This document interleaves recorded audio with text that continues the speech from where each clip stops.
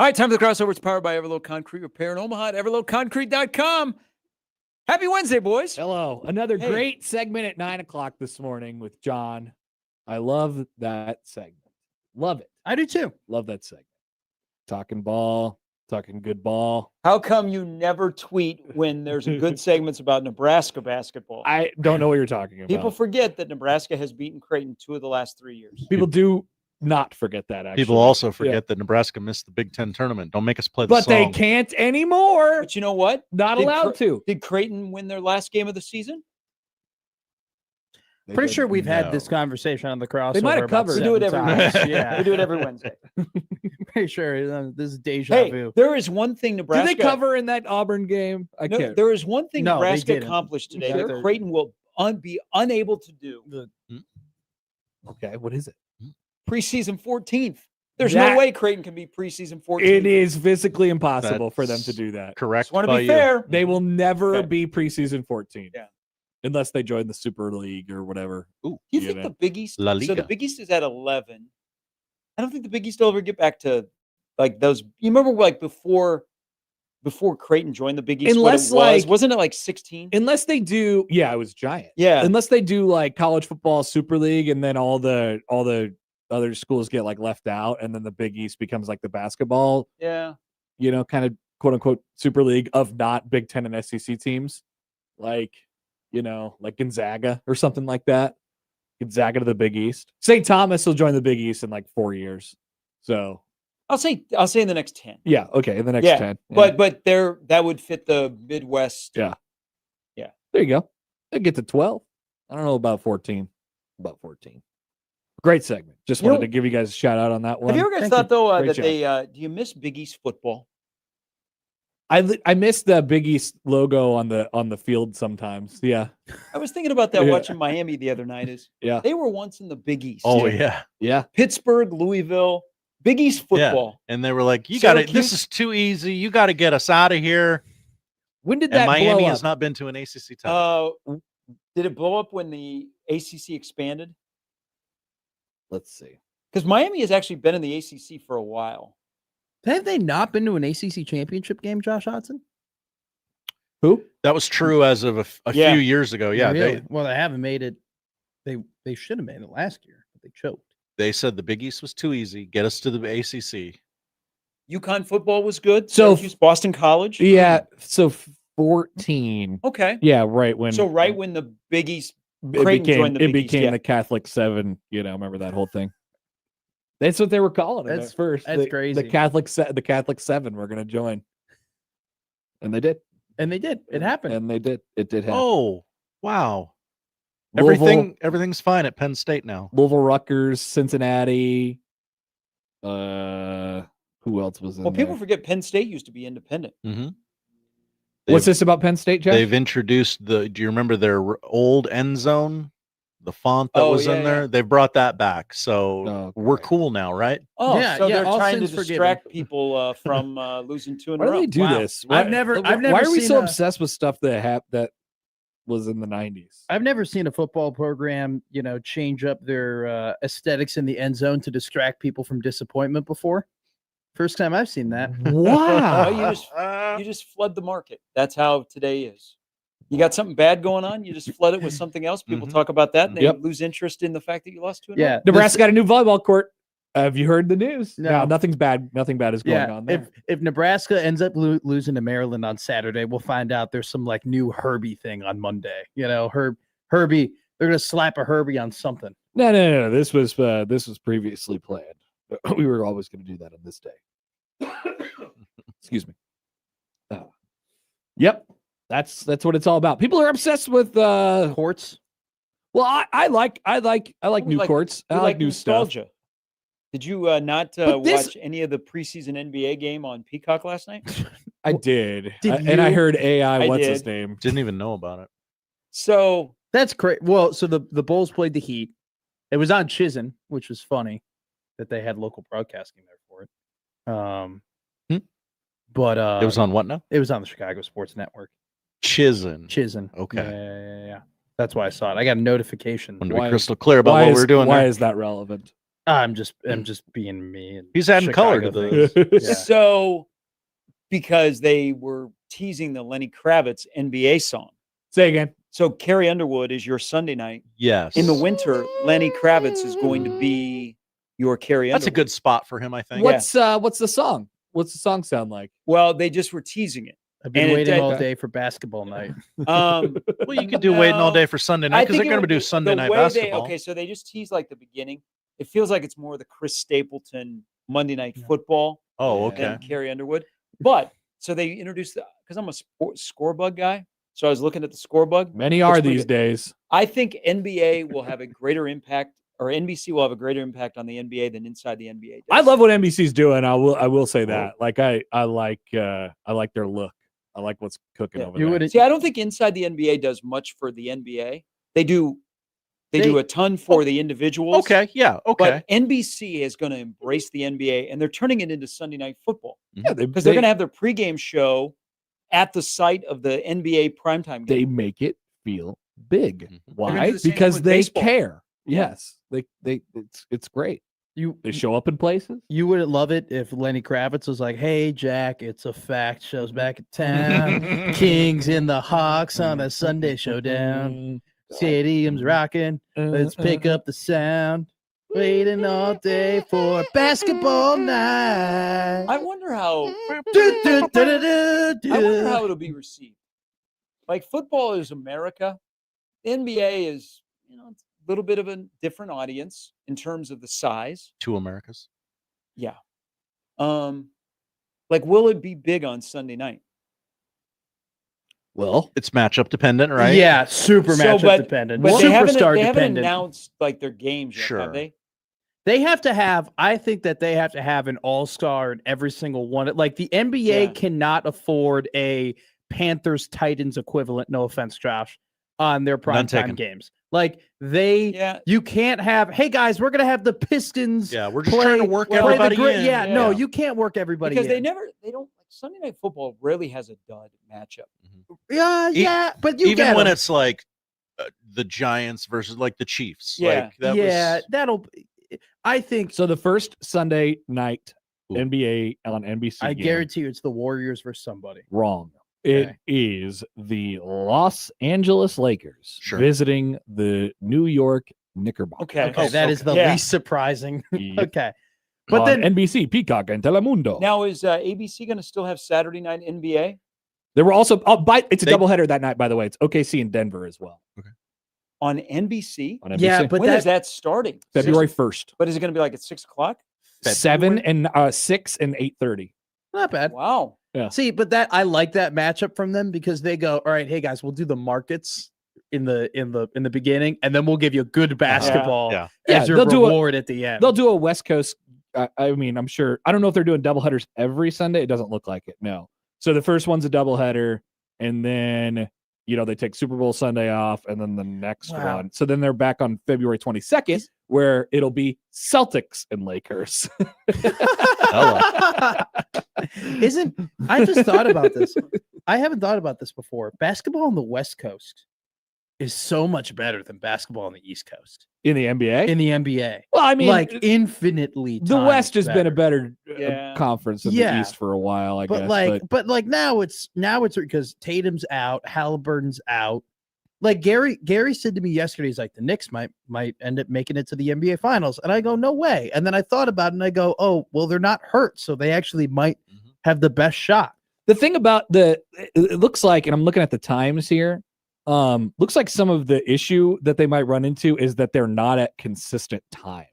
Ooh. Like they're like a lot of them start at 7, and it looks like once we get into like March, they're going to start at 7 every time. But like there's some early ones that are like 5:30, and then there's a doubleheader. Like you need that consistency. Yeah. Like that's what Carrie Underwood brings. I Yeah. know she's going to be yelling at me at 7:16 on Sunday night. Like Live from Orchard Park. it's always at Orchard Park. It's always at Well, Orchard it's the Park. last year you can be there. That's right. Well, I At mean, the- they'll Hey, still be in Orchard. Am I Park. taking crazy pills, or did Yes. Carrie Underwood back in the day? I heard that, Josh. Back in the day, did she not used to have some like customization on like some of the lyrics. Like now it's like one or two now lines. it's but Well, like, she just says the matchup every Yeah, time. They used to actually like talk about the game Yeah, in the song. it used to be like Rogers in the pack, like stuff like that, or Yeah. like Romo in the No, they did away boys. with that a couple years ago because they couldn't get her to. Yeah, I'm guessing she To used write, to do yeah. it every week, and Yeah. now she just does it at the preseason, and What's- And then when they have the rips 18 of them off. correct when they have the flex games later in the season, it's Oh, just she like can't- football. Yeah, she You can't know? do that. So the only thing I'm trying to think, you brought that up yesterday, and I was going to ask this question. So game day, the only thing that's updated week to week is when they do the radio, right? Yes, And they put in it'll the give clips. like yeah. the matchups. But they We're used coming. to, didn't game day used to do week by week specific opens? They would actually pay Big and Rich to do different songs Yeah. every time. It's possible. I don't R.I.P. remember it Or exactly when Bubba like that. Sparks was rapping the open? Oh, people forget. That's the best college game day open. I don't when know. Bubba Sparks. I still like Big and Rich. Still like Big. I and still Rich. Reese does a good job though of like writing up pretty good pre games, and like when they hit The down, best part of game day is the moment where they get done mindlessly picking all the games, Yeah, and then they transition into the last game. And Reese goes on camera by himself. they get the one and he shot, goes, but tonight in Happy Valley and or then, whatever. and it then is. you hear everybody Yeah. cheering. Yeah, that's the best It moment. kind of game day. is like a Bruce Buffer, like it's time Yeah. moment, pretty much. and then they put the little graphic in the top right. That's And then- the best moment. And then of the game day. awkwardness of going to the ESPN 11 o'clock game that's not starting until like 11:08. Yeah. Yeah. Well, and the thing is now, like, it used to be a great game afterwards on ESPN. Oh, now now it's yeah. like, all right, And we here- take it to Syracuse versus Duke. It's Wake Forest every week. Yes. It's seriously, It it's is Wake Wake- Forest. it is. Here come the Demon Deacons out of the tunnel. Like, okay, I think I'll change the It channel is. now. They always do some middling, like never gonna make the playoff ACC game. Because it has know? to be somebody that is happy to be on ESPN, so they won't care Yeah. that their game is starting 15 Yes. minutes late. Correct. The only Wow. one that the Red River rivalry, sometimes it will Uh-huh. start at 11, so they're in the stadium. Yeah. But the worst though is the big noon game. Yeah. So they go over the top of the hour, and then they go right to the site. And doesn't Fox take a break before kickoff? Oh, wow. Like they have Gus and Joel. Well, they have Gus and Joel, and then they take a break. Yeah. Oh, so yeah, it's they like get a it's like break right 11. after. It's like 11:15. Yeah. Yeah. But We- I don't like it. I don't like it when they end up making the picks in the stadiums. I'd Yeah. rather them be offsite and send it to a I game. think the atmosphere. and be outside. Yeah, I think the atmosphere is way better when they are in front of the entire. Because you're not. That's gonna what I'm have, saying, yeah. Yeah, you're not gonna have a big. And Because they can- don't care. By the time well- they're in the game and the game's about to start, they don't care about game day. Also, they can't hear you. Nobody in the stadium. Do they? Right. Do they pipe it No, in? no, They only did for the Lee Corso. only for the course. Okay. Yeah. I mean, But everybody, it's well, whatever. they show it on the video board so you can see what the pick was. I don't know, post Corso, they really haven't been in any stadiums. Yeah, which is good. I prefer. well, it that way. McAfee couldn't do his bit where he just starts screaming and standing up on the table. He couldn't have jumped in the pool. He couldn't have dove in the pool in the stadium. We went from a pretty artistic and clever, last pick with Lee Corso and the Okay. headgear. All right. I mean, it was cool. It was a fun little thing. Now it's just a grown man yelling at the top of his lungs. This is interesting. This is quite the critique from you. I'm not a big fan of McAfee's I'm- last pick. I'm not a big fan of McAfee, period. But I like what he does on game day. I think I'm the opposite. I like everything else other than that final moment. Huh. I get the bit. You're gonna prop up the team that you're not gonna pick first. You're gonna spew out all of the homework that 40 other people did for you, and then you'll be like, blah, blah, blah, blah, blah. Sure. And then he'll go, but we're in Tuscaloosa, Alabama, and everybody knows. That's you true. know? Have we seen him pick the road team? He did it once, He but did it- no, so he- SEC title. Yeah, when he was. Oh, he's You know, that coming picked- down the yeah, track. But he has it. But he'll hype up and go, Diego Pavia and the Vanderbilt Commodores coming down the track. But and then he'll go, but and then he'll pick Alabama and then he'll do the Roll Tide. Speaking but of, of course, I did the same thing. No, but like, I don't know. I liked it when the old man put the headgear on. Like I thought it was cute. I It thought ran it, its course. yeah, I It's- thought it it's was. over. who's their picker this weekend in Eugene? I don't know, Great probably question. some comedian that's from like, Utah that has no connection to the actual state or university. Jeez. Yeah, I think Timothy Chalamet's Just get it coming, out. 'cause Get it out. I'm sick. Will So be I'm- somebody from Animal House? I don't think they've announced. we haven't yet. announced it yet. Okay. That's a good one, Gary. Well, because they had What's Sabrina doing? Carpenter? Sabrina Ionescu, yeah. yeah, they've had her on. She Oh, was on there already, so but they can't also go they're back going to to be that. there at 6 in the morning. Which is kind of cool. Like, have you guys ever shown up to game day at 6 in the morning No. before? It's fun. It's fun. It's like a different. I've been to. I I've like been it. to, It's fun. I've been to game day early in the morning, like 2 or 3 times, and at 3 different places. 3 or 4 different places. One in Lincoln, and went to the one in Madison where they're on the hill when Nebraska was Oh, there in yeah. 2011. That was cool. And I went to one at Bedlam one time early in the morning. It's still dark outside. It's cold. Like, that's cool. I like it. I've never been to game day. Seems like you're out on game Is there day. an NFL team with an Oregon quarterback on a bye? Okay, I literally, Josh, Uh-huh. I He's just in, looked up Denver Broncos schedule to Oh, see what Bo they're in Nix was London. doing. Okay. They're What in London. what about Herbert? Let's see what Herbie's doing. He got hit again. Ouch.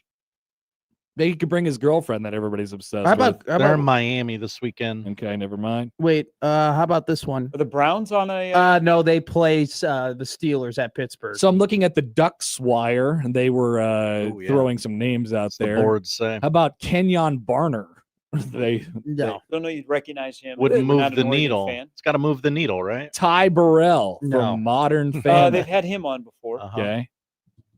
Um, Peyton Pritchard. How about Chael Sonnen?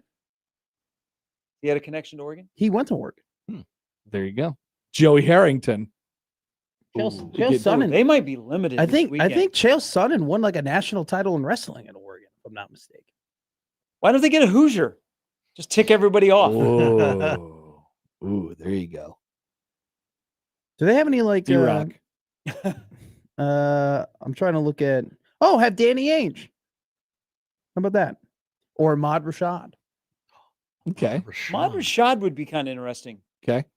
He hasn't come out. in When public did they very often. announce He these? looks Ahmad Rashad looks great for his age. Mhm. That dude does not. My goodness. Thursday or Friday. Okay. They really don't have. How about Noah Sewell? No, they're in Washington. Penny Sewell, is Detroit playing this week? Yes, they're in Kansas. Dan Fouts. Kansas City. Did Penny even play? That's all right. I think you're in a bit of a hole now. No, he is. No, Penny Sewell played at Oregon. That's what I thought. Yeah, they'll get somebody. They'll get somebody out there. I'm sure I don't they know will who they're get gonna get. someone. Just have ESPN got anything upcoming that they're promoting? Right? Is there a movie? Oh, they're out on baseball. Oh, Yeah, is there a Disney no. movie coming out? No, you want you know Where what? did Jared Leto go to Springsteen. college?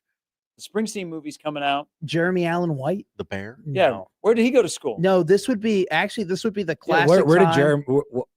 Where did Jeremy Allen White go? What's I- Chalamet doing? Probably, Where's he even from? He's from probably. First Brooklyn. off, Jeremy Allen White probably went to Juilliard or Carnegie Mellon or something like that. Joe says Mariota, but the Washington's playing The Bears Bears. this Yeah. weekend. Jeremy Allen White did not attend the 4-year college. He was just an actor. What Um, about Dana? Actor? This no. What about Dana? Yeah, bend those knees. This would be a perfect. They probably pick a WWE superstar. Is what they'll probably do. Because They're in Australia. yeah, Phil Knight. Phil Knight, old ass Phil Knight. Get him up there. Ben Affleck because he played Phil Knight. There you go. Now we're Matt thinking Damon? like ESPN should be thinking. Mhm. Matt Damon. You can get in. God, I would. The Matt Damon would be awesome. I'd love to see Matt Damon has like claimed several colleges throughout his life, including Nebraska. Has he? Matt Damon. because his like nephew Yes. went here once or something. His nephew was on the football team. He was a walk-on. Okay, is he gone? Yeah, he didn't. Okay. I don't think he made it through the first month. He didn't make the cut. Yeah, Okay. so Matt Damon was on a campus visit Matt Damon's a great advocate for teachers. for Nebraska. No, just for teachers in general. Are there some Oregon baseball players? Are there any Oregon baseball players? Garrett Mitchell. Garrett, I don't think that would probably register on the scale. Oh no, he went to UCLA. Okay. His girlfriend, Haley Cruz, who was famous on TikTok, she went to Oregon. Okay. The chat pretty good with the corporate synergy over there at Disney ABC. Caitlin Olsen from Always Sunny. She has a show on ABC that's doing Oh, quite well. Yeah, okay. They show up everywhere too. That's probably like the leader in the clubhouse. Yeah. She is an Oregon alum. This might seem like a default weekend that Nick Saban's wife picks games. It should have Oh, been there you last go. weekend. Get Miss Can, Terry up there. can you imagine if they brought Miss Terry to Eugene, but not Tuscaloosa?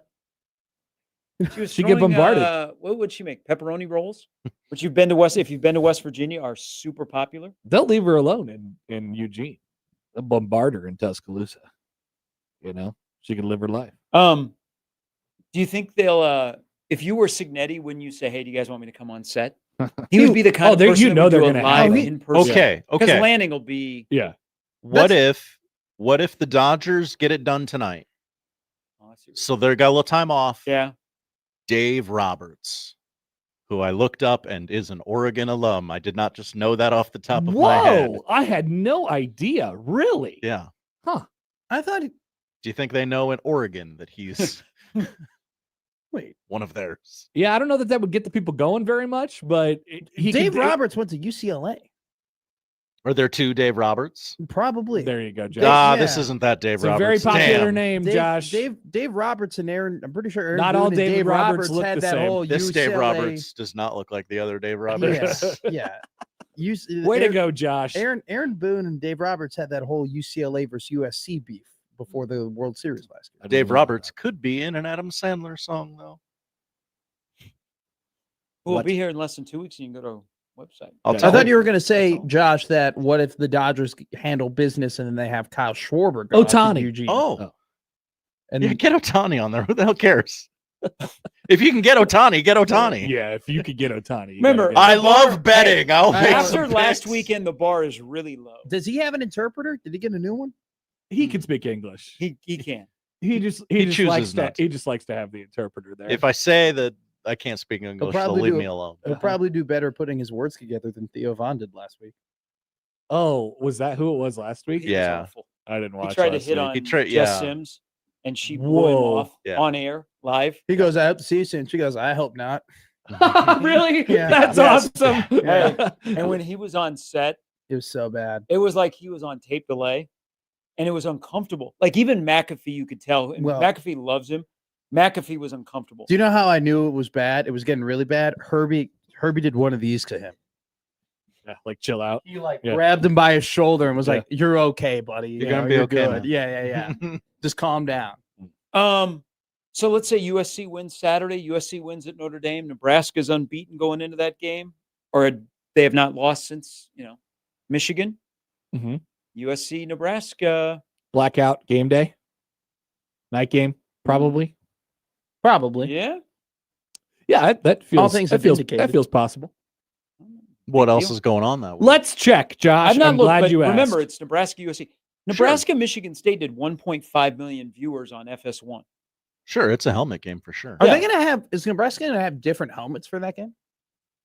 Yeah, the black end. The black end. Yeah. Okay. Good. Oklahoma, Tennessee. Ooh, if Oklahoma Mhm. doesn't stumble, but they've already been to Tennessee. Penn State, Ohio State. Yep. Unfortunately, that is Penn State, Ohio State week. Oh, Yeah, but but maybe that'll Penn State will be but falling off the Fox cliff. will be there. That'll be big noon. Yeah. Yeah, but that's never stopped anybody before, I guess. But they want to go back to Columbus because they're going to see probably Ohio State, Michigan in a couple of weeks. Tennessee, Oklahoma seems like a pretty good bet. I'd All right, I'd go guess Texas this weekend. for that week. You also have Arizona State, Iowa State, Texas, and Ooh. Vandy, Georgia, Florida. Georgia, Florida. Eh, World's largest outdoor cocktail party, RIP. Army, All right. Air Force. Oh, more military. Respect Yeah. the troops. They're throwing the ball now. that's true. Hmm. That is I very guess that obvious. was that was possible. Navy though. It's in right? the it's in the Okay, it's cards. all right. It's yeah. on the short list for It's- sure. It's in the deck. I mean, especially if USC goes back to back and they win at Michigan and Mm-hmm. or they beat Michigan at home and then they win at Notre Dame. Yeah. All right. And then we can decide who's going to be the picker. Oh, you know what they're gonna do? I just got a text from somebody. Oh, They're gonna do Glenn Powell for the Chad Powers in the Oregon. oh, yeah. That's definitely what Wow, they're I gonna feel do. stupid for not thinking of that. Yeah, Thank you, Texter. That's definitely what. But they're I don't gonna know. I'm getting too much Glenn Powell on my screen. Oh no, absolutely. But he 100%. knows, but credit to him, he does know football because he's a big Mhm. Texas guy. Yeah. I Yeah, might- I could see that because they can ask him about Red River. Yeah. But wouldn't he be in Dallas? Wouldn't he want to go to that game as a true fan? I heard him on one of the many interviews he's done for this mediocre show at best. Thank you. He does Have you not. watched it? Why would I watch dumb crap like that? Great take. I mean, The Rose Bowl has field turf. When I saw that, I was out. He said, "I don't have the McConaughey access that, like I don't go on the field and all that stuff." you don't have the McConaughey pass. Matt, what is this video that you just sent me? It's of a guy at Oklahoma practice, and he's hiding under the bushes. He's like the Sean Callahan of Oklahoma, and he's like reporting on John Mateer. He's like hiding under a bush doing So it. have you been following John Mateer this week? No. He's trying to So- play. Well, yeah, and they're like trying to be coy. Mateer went into like a convenience store in Norman on Monday, and he didn't have anything on his hand. And the guy behind the counter goes, "Hey, John, are you going to play?" And he goes, "I'm 100%." And the guy immediately went to like Sooner Scoop Whoa. and did the story, and like Oklahoma lost it. This is from the same message board that brought you the fake doctor. Yes. Yes. Yes. So And that guy runs now, it. now remember, that's also the school where remember the two student reporters went up in a building so they could overlook the practice field Oh, to see if a yeah. particular OU player was practicing. Man. And then Lincoln Riley like asked the university to shut down that classroom. Yeah. That whole building That's because it could see incredible. into the practice field. Yeah. So that guy, yeah, was in the bushes. Okay. But yeah, some guy at like, I don't know, like a Quick Trip, or what would they be? Whatever the big convenience store is. Come and go. Mateer walks in. He goes, "How's the hand?" Mateer goes, 100%. And like within 5 minutes, the guy was on Sooner Scoop of John Mateer is playing. Hey, anybody should do that, you know? Do we do that around here? Not that bad. There's a lot of people who are like, hey, I bumped into this person at the grocery store and they said this thing. Someone would send us a tweet. There's a lot of We'd hear about there's it. a lot of people being very coy on message boards for Nebraska. Like I don't know if I haven't seen as many as like, oh, this guy did this and he's that. But yeah. If that situation happened around here, yes, I think the exact same thing would happen. But Josh, I have been Glenn Powell, you know. Oh, we've all been overly Glenn Powell. Yeah. And I just like how I was Timothy Chalamet. And I Yep. was like Diego Bardem or Javier Bardem for a while. Like I'm Powell. Get ready, the Chalamet train's coming through again. Yeah, but yeah, I'm- we're coming back. But I'm ready ping for pong movie. I'm ready for the Chalamet train to come back. Really, it's only been like 2 months. No, I know. I just, I need a little break. Have you been And then to now any- I'm good. He delivered for Bob Dylan. I didn't watch Bob Dylan. He's coming You back. should go. I think you would enjoy it. He was really, really good. I don't know. I haven't seen a lot of those like music biopics or whatever, or those You got Bruce documentaries. Springsteen coming out. Yeah, there's way too many you're of them. required as a journalist to go see it. No, I'm not. You actually technically are. Yeah, I saw you're in NWA. sports. That's all I saw Straight Outta Compton. That was good. I'm that good. was a good movie. That was a great movie. I'm done with music. Biopic documentaries. about Abdul Muhammad. Could be. Was? No? What's going on? I don't know. Why are you what's guys going on. looking at each other like this? Because I thought he would know Abdul Muhammad. Nebraska wingback. Assistant coach at Omaha Central. National champion. Maybe the greatest blocking wingback in the history. Not the greatest. He's in the top 5. Hmm. Top 5. Right by He was Dane- from Dane Compton. Key. Okay. It's very good. He was. So were the Williams sisters. That's true. Did we ever discuss that movie? Did you like that movie? King Richard? Yeah, I I did. I did as well. I did too. I liked it. Will Smith kind of is good, but I know it's taboo to say that. He played dad really well. Didn't he win an Oscar for that? I don't know. Pretty sure that was his Oscar. Yeah, I think you're right. He was great. He was great. He was better at Concussion. Tell the truth. Tell the truth. Yo, men. All right. Have a good Wednesday. I will. There's so much to talk about. That is the crossover powered by Everlevel Concrete Repair in Omaha, everlevelconcrete.com. It's Wednesday. We'll start things off next. That's the crossover. The Connor Happer Show is next on 1620 The Zone.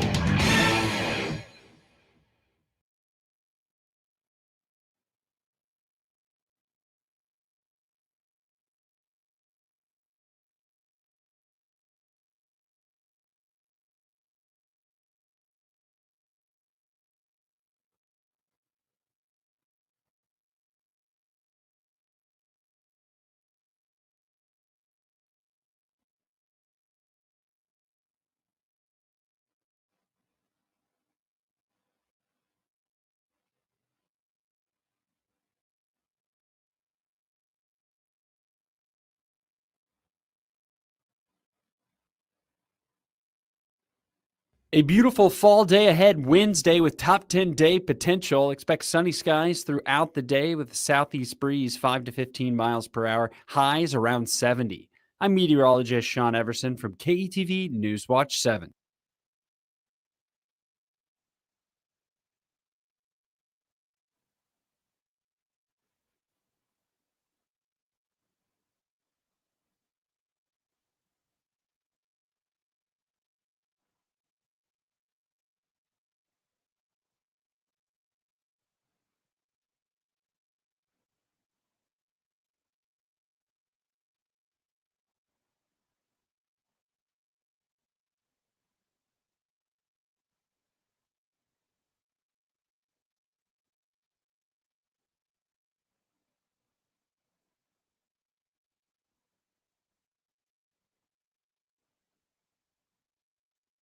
Equitable Bank.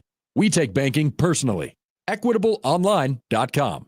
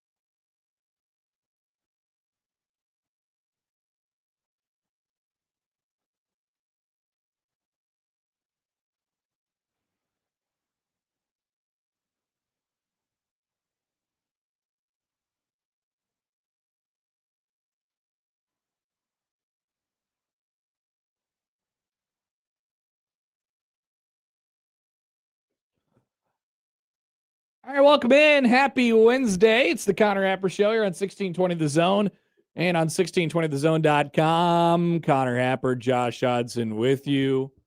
How we doing, everybody? We got a busy show today. We'll pack it in. I like listening to Dana Holgerson. I got Dana Holgerson to play on this show today. Holgo the Oko? That's right, Josh. Holgo the Oko, indeed. Yes. Also, I updated I don't know if we'll get to the drive chart today. We might do it tomorrow, but it was kind of funny looking at it from afar, especially from that Michigan State game. What an odd game it was. I don't know that we'll necessarily give. We haven't been giving Nebraska's defense probably enough credit quite yet this year, but maybe we'll get there once people, start to admit, maybe I like this team. Maybe this team is pretty good, but I don't know what that's going to take. So we'll have some Dana, some new things that are going on in the sports world that we'll have to have Josh Hodson opine on today. Oh, what? Okay. Like the new Texas Tech logo, Nebraska's new volleyball court. We know that Josh likes looking at new things, and then we'll have These are real things. These are not renderings. They are not renderings. They are not renderings. They're actual real things. I suppose the logo always will be kind of a rendering. I suppose. So. Also, last night, Aaron Judge. That was cool. I got to admit it. Everybody was getting ready to bury the Yankees, including ourselves yesterday on this show. They're down 6-1. You're thinking, oh, man, let's just keep going down this long death march. And then Toronto boots a couple balls, and all of a sudden Judge hits one off the foul pole, and we got a different series. Different deal, Josh. They did the thing. Don't let us win tonight. They won last night.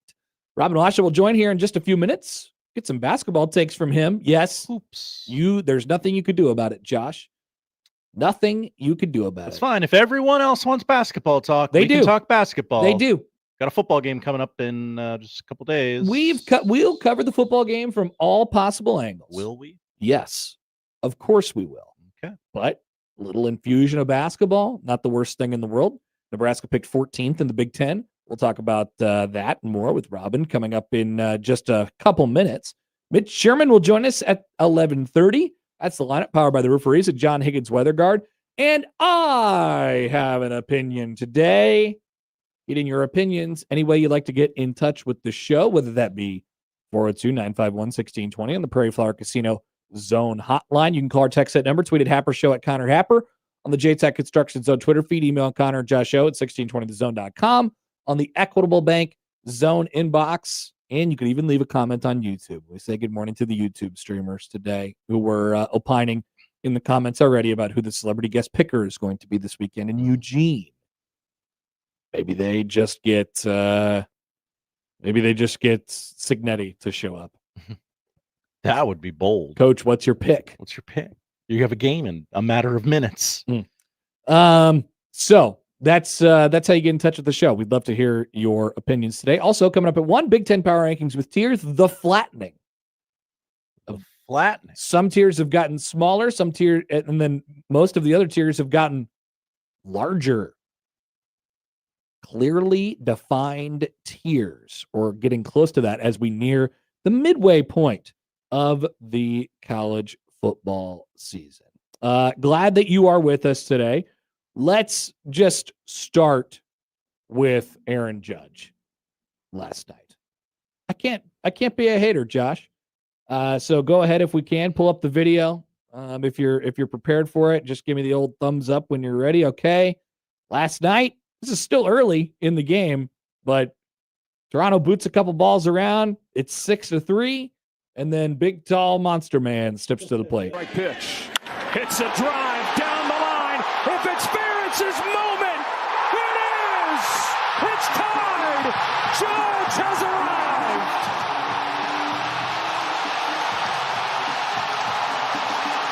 Right?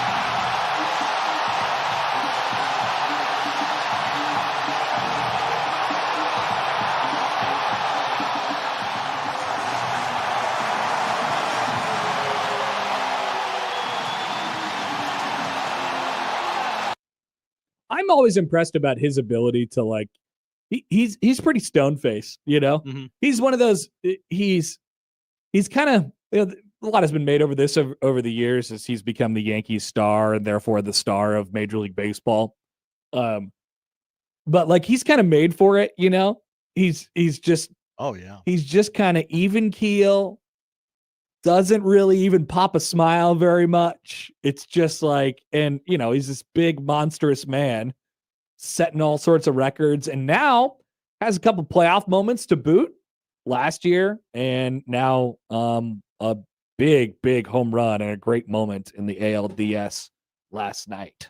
Not that he wasn't a star already, but that's the kind of stuff that makes stars. I got an email, I think we both did last night. We did. Immediately after the game went final, just to cover all of his bases, from Colin in White Plains, who was telling us to all rise. Here comes the judge, he says. And the Mariners won too. They did. Goms indeed. Slight, just very, very nitpicky critique on the call. Oh, I was about to say something nice to Joe Davis. What do you got? If it's fair, it's his moment. I would think in 20 years, hey, remember when he hit that home run in the ALDS to I don't know, Josh. stave off elimination against the Toronto Blue Jays? What if they win the World Series? Yeah, yes. That's a great playoff. That's what I was moment. getting to. If a lot of things happen afterwards, yes, it would Of course. shift and change the moment. I remember everything that happened in ALDS Game 4, 2015. I might not remember that if the Royals didn't end up winning the World Series that year. But if it didn't happen, the Royals would not have won the World Series that year because they would have been eliminated on that day. You got to stack some moments for that to be a moment, I think. But Yeah. it was a really cool home run, I have to admit. It was awesome. We gotta give him credit for that. And I think it's a pretty slick call there by Joe Davis, who is, gradually becoming the voice of baseball now. Better than a lot of other home run calls would have been in that situation. It was I think it was adjustment for everybody after years and years and years of Joe Buck. Definitely. It certainly was for me. And I still don't know if Smoltz is any good at this, but But He's good at telling me what's happening. I don't know if he's good at talking or being a decent human being or any of those things. I don't know anything about what he does in his life, but I don't know if he's great on television. Yeah. To be honest with you. But that's going to be the booth of our baseball generation now. Mhm. And now they have a Aaron Judge moment to go alongside. Pretty cool. Just like they had Freddie last year. Freddie Freeman. Yeah. Remember his Walk-off grand slam in game 1 of the World Yes. Series last year? Yeah. Pretty good. Pretty good. So, yes, the Yankees are still kicking indeed. And some might say now they have some momentum. It could be an interesting thing in a 5-game series. Now that's for they sure. got Cam pitching tonight. Schlittler. I'm not allowed to say his last name. Schlittler. Feels too dangerous. You can do it, Josh. You're a broadcaster. Cam. Schlittler. Cam the man. Yep. He was pitching. He was pitching at Northeastern just a few years ago. I think he was on that team.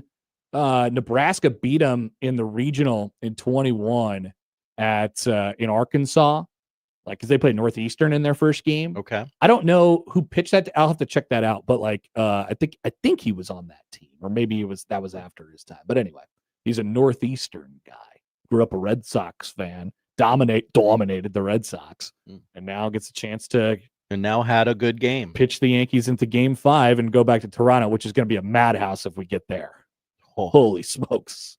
Holy smokes! Just kill their will tonight, Toronto. Mustache Adam writes in. Hi, Mustache. How much did that hurt? Noted Blue Jays fan, producer Josh. Oh, this? You mean this hat? Yes. What an interesting hat. This is choice not for just today. a Blue Jays hat. It signifies my hatred for the team given the moniker the Evil Empire. Imagine liking the Yankees. So you're just a fan of any team that plays the Yankees. Or imagine. I am too, but I am also here for cool playoff moments. It was a cool home run. I'm here for cool playoff moments, and I got to admit that was a great playoff moment. And the crowd and it's in New York. I don't know. I'm a sucker for that stuff. Typical New Yorker. I am. I like moments. Some New Yorkers. I like moments. All right, we'll be back. Robin Washut from HuskerOnline.com will join us in just a moment on the Connor Happer Show on 1620 The Zone. Big names, big games. We've got them all. 1620 The Zone.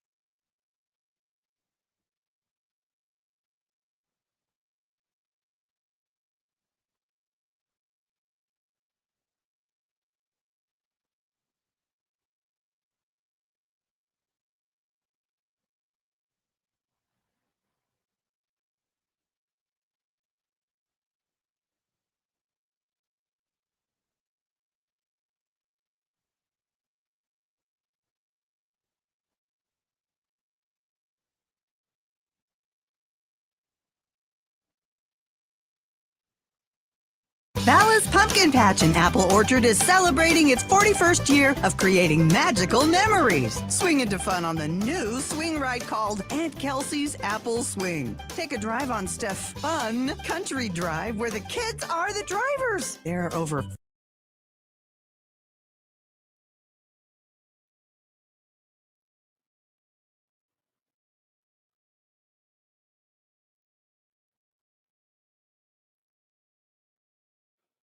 All right, a word from our friends first at Underdog Fantasy. Connor Happer here. Yes, we have plenty of things going on in sports right now, including football season. It's in full swing, and Underdog is the best place to get in on all the action. You can make picks and win money right now in the state of Nebraska, and I mean right now.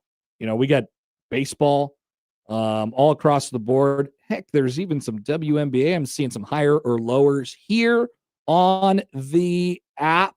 Or how about Shohei Ohtani, higher or lower than 2.5 hits plus runs plus RBIs tonight against the Phillies? Just a couple of options for you on the Underdog app, which you could download today, and you should, and sign up using promo code HAPPER1620 to score $100 in bonus funds or bonus entries when you play your first $5. That's code HAPPER1620. Underdog, make picks, win money. Must be 19 or over, present in Nebraska. Terms apply. See assets.underdogfantasy.com/web/play and get terms _DFS_.html for details. Concerned with your play, call 1-800-GAMBLER or visit www.ncpgambling.org.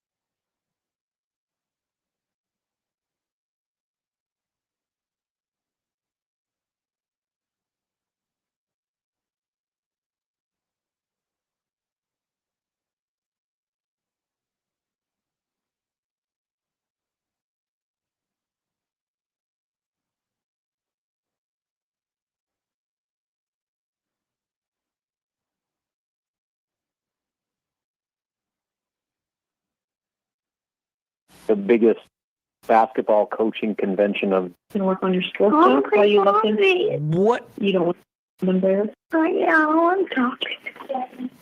What is going on? Robin, are you okay? Robin Washut, Are your kids near you, or what just happened? Husker Online. I took a lot of preparation to make this thing a flawless interview, and clearly I still can't avoid it. Robin Washut, Husker Online.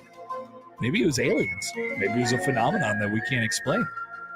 The Connor Happer Show on 1620 The Zone. Joined now on the Prairie Flower Casino Zone hotline by our good friend Robin Washut from HuskerOnline.com. Robin, good morning. How are you? Doing well. How are you guys? Good. Are you headed out to Rosemont for basketball media days today? I am not. Where, the travel schedule with Maryland kind of threw a wrench in those plans. But I was able to talk to Fred Monday. Put out a story earlier today. Got a couple more in the can. So was able to kind of make up for my absence out in Rosemont. Well, why didn't you just go to Chicago, stop off, and then, take the flight out to the East Coast from there? It could be done. It can be done, but is it worth it? I don't know. Probably not. A lot of hoops to jump through, especially when I can, ask the same questions in Lincoln, Nebraska, as opposed to Chicago. Famously, you can do that. All right. Nebraska picked 14th in basketball in the Big Ten on the unofficial Columbus Dispatch poll that came out today. How does that sit with you? Like, the expectation year by year is that they're probably going to be picked sort of in that range. Just, I don't know. That's sort of how the brands, I guess, just work in the Big Ten. We go off of vibes more than anything. All these college basketball teams are different. How does 14th sit with you? I think it's a bit low. Yeah. I voted in that thing. I had him at 11th. So clearly I'm higher on him than most media members in the conference. But I think a lot of that is it's two-part, like always. Like, one, I think most of the rest of the conference has no idea what Nebraska is, Totally. who they have. Like, I think it's just kind of ignorance about Nebraska's roster. And so just by default, they put them behind teams that they might know more about. And then the other part of it is the league's really good. Like, the metrics, it's not just the media vote. You look at Bartorvik and all the preseason analytics, like, Nebraska is generally, in the 40 to 50 range nationally, but within their own conference, they're 12th to 13th. So I think it's a two-part thing where people don't know much about Nebraska, and then the other part is that the Big Ten kind of down the line is going to be really good this year. So I think that's probably more to do with it than what people actually think about Nebraska. I saw you also supplied Rink Mast with his vote to be on the preseason all conference team. I will say this. We do forget how good he was a couple of years ago. That is definitely a factor in what Nebraska is going to be this year. I mean, last time he played basketball, he was a third team All Big Ten selection. So he's proven he's an all conference caliber player. So I didn't think I was going out of the way. I don't know what the official Big Ten, that 10 player All Big Ten team, what the voting breakdown was there. But I looked at the unofficial media breakdown, and there weren't a lot of votes for Rink.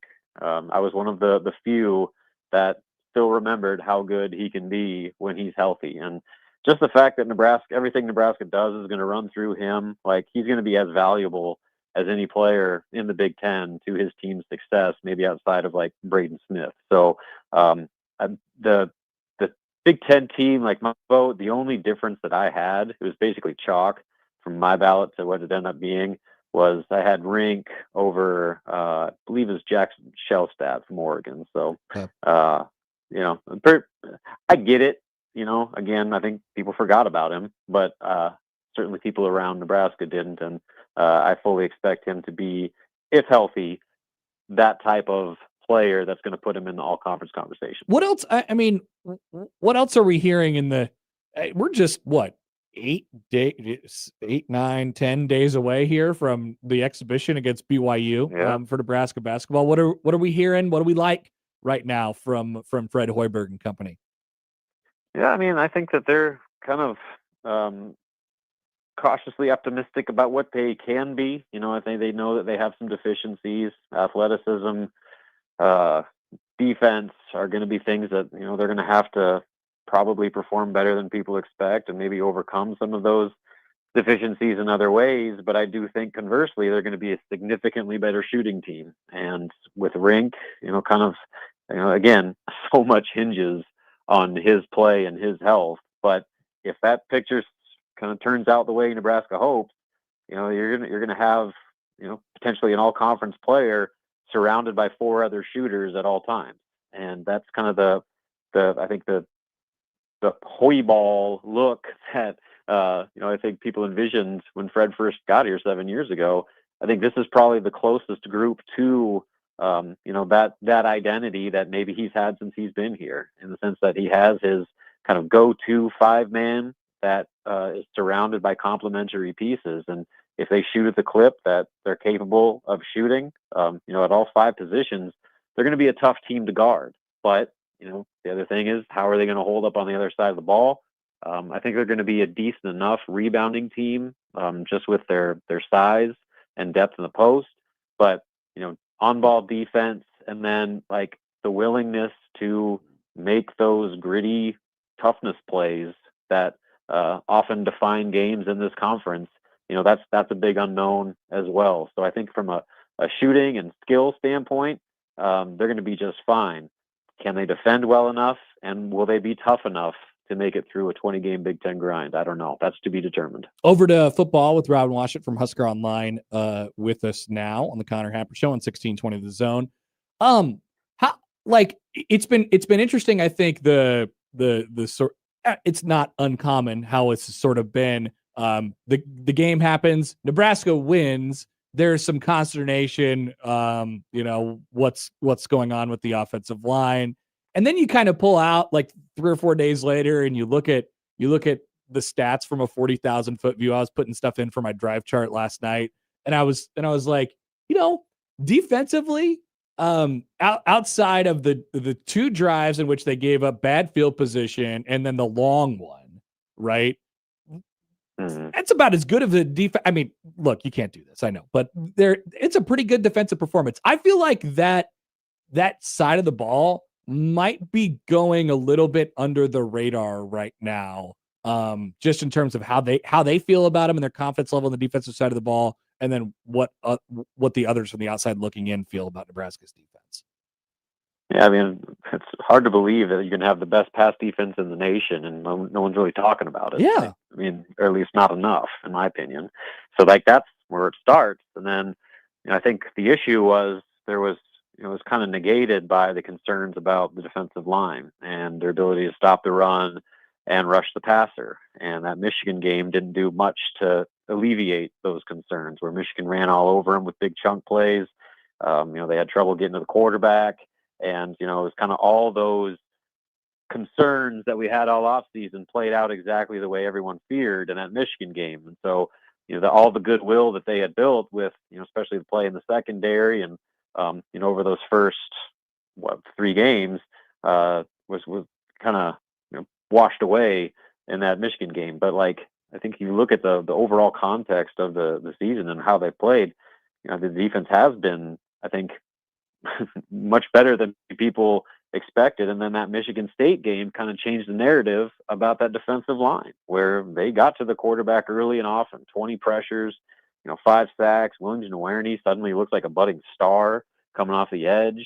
They shut down the run. And so, like, that kind of gives you pause to where, like, well, maybe this defensive line is progressing. What a concept that it can get better over the course of a season. So, like, that's what makes this game so important, though. You can't just be one on, one off every week, where you'd have no idea what you're going to get from such a critical unit on your team. And so if they're able to go to Maryland and do what they did against Michigan State, create havoc in the backfield, make game-changing plays, then all of a sudden I think you look at that group a little differently, and it'll start to get the flowers that it will inherently deserve. But if they regress and give up a bunch of passing yards and have a non-existent pass rush, then all of a sudden we're back to where we were coming off Michigan. So it's a fine line. But right now things are feeling pretty good after the way they played against Michigan State. But all it takes is one bad game, and suddenly all that consternation comes roaring back. Like you said, it can't be up and down.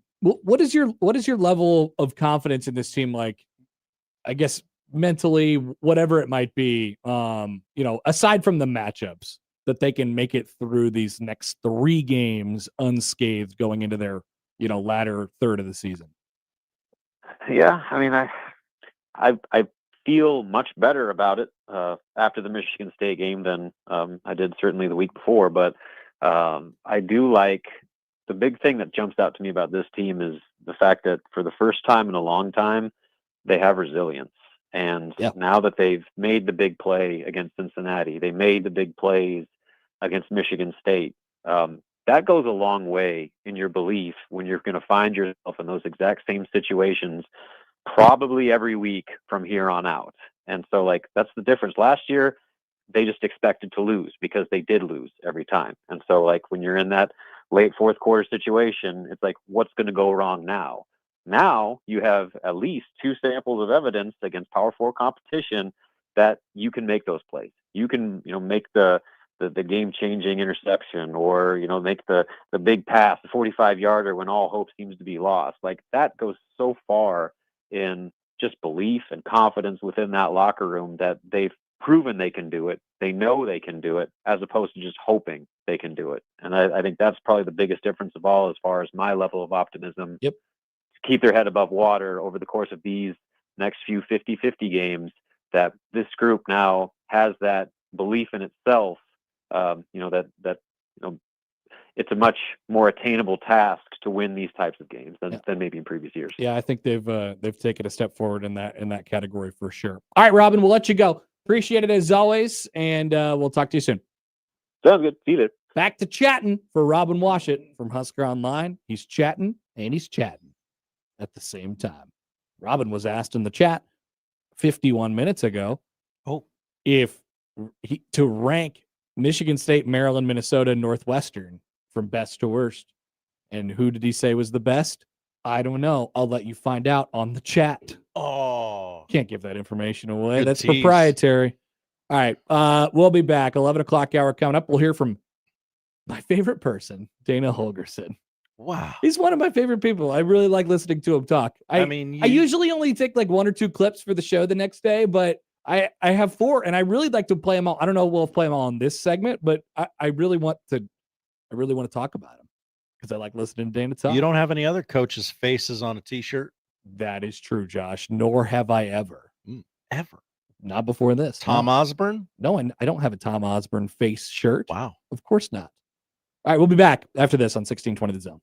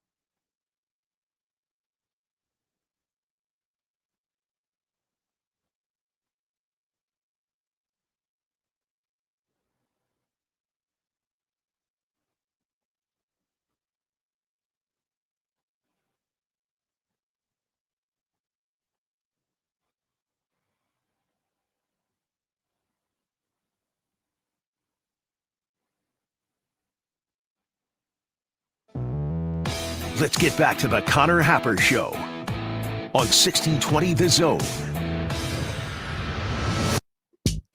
Governance update. This might be our first ever governance update. Governance, not government. Okay.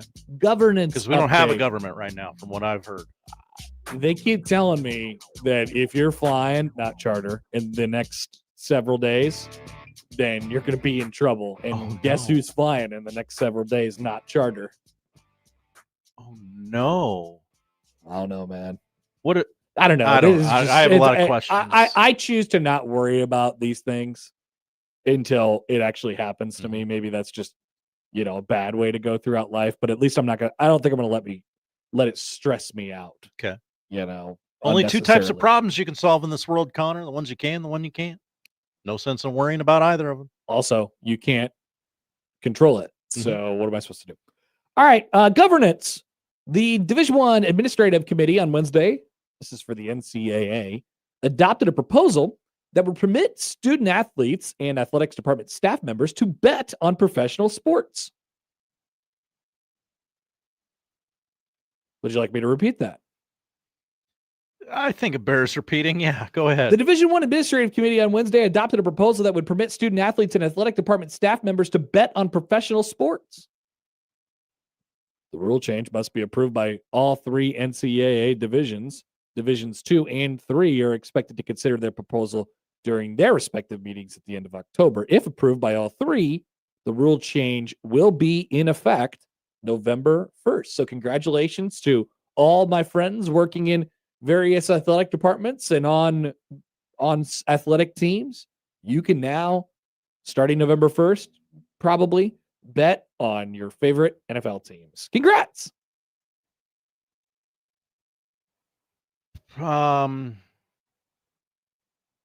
Yeah. Okay. Go for it. Okay. All right.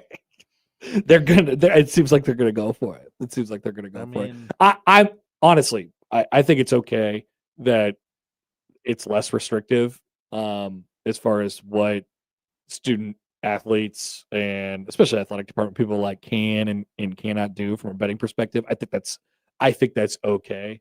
They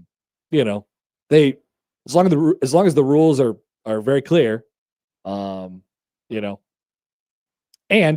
NCAA they're going to be hanging out with gambling companies and doing some business together and stuff like that. If you just added a whole bunch more new people back into the well of potential consumers as well.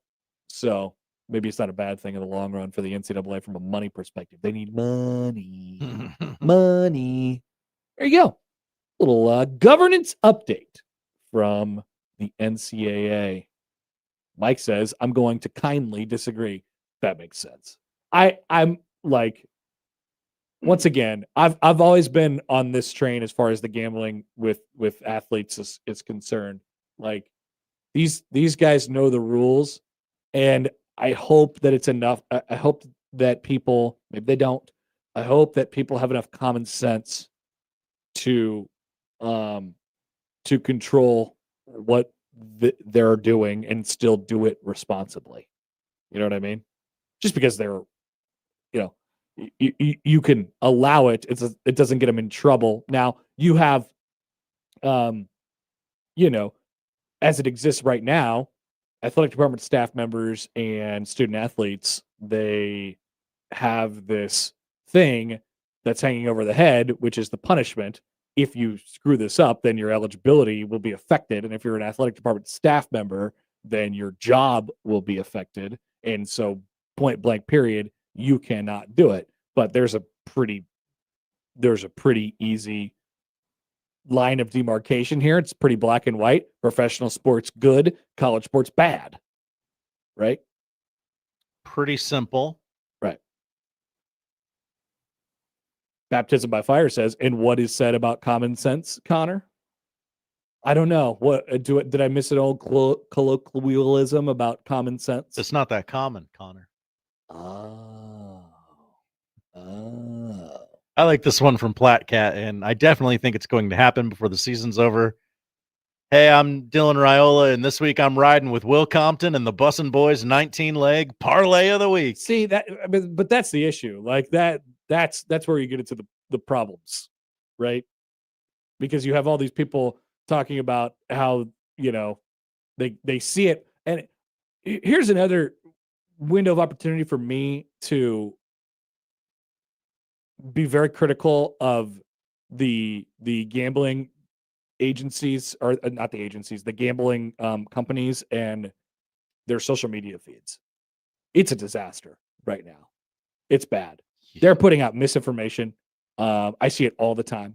And they're also Well, one of the common things that they do to get people to entice people is say, hey, look at this guy hit a 400 team parlay over, like, you could do the same thing. You could do this too. Right? That's sort of what you think when you see it. Like, I don't know.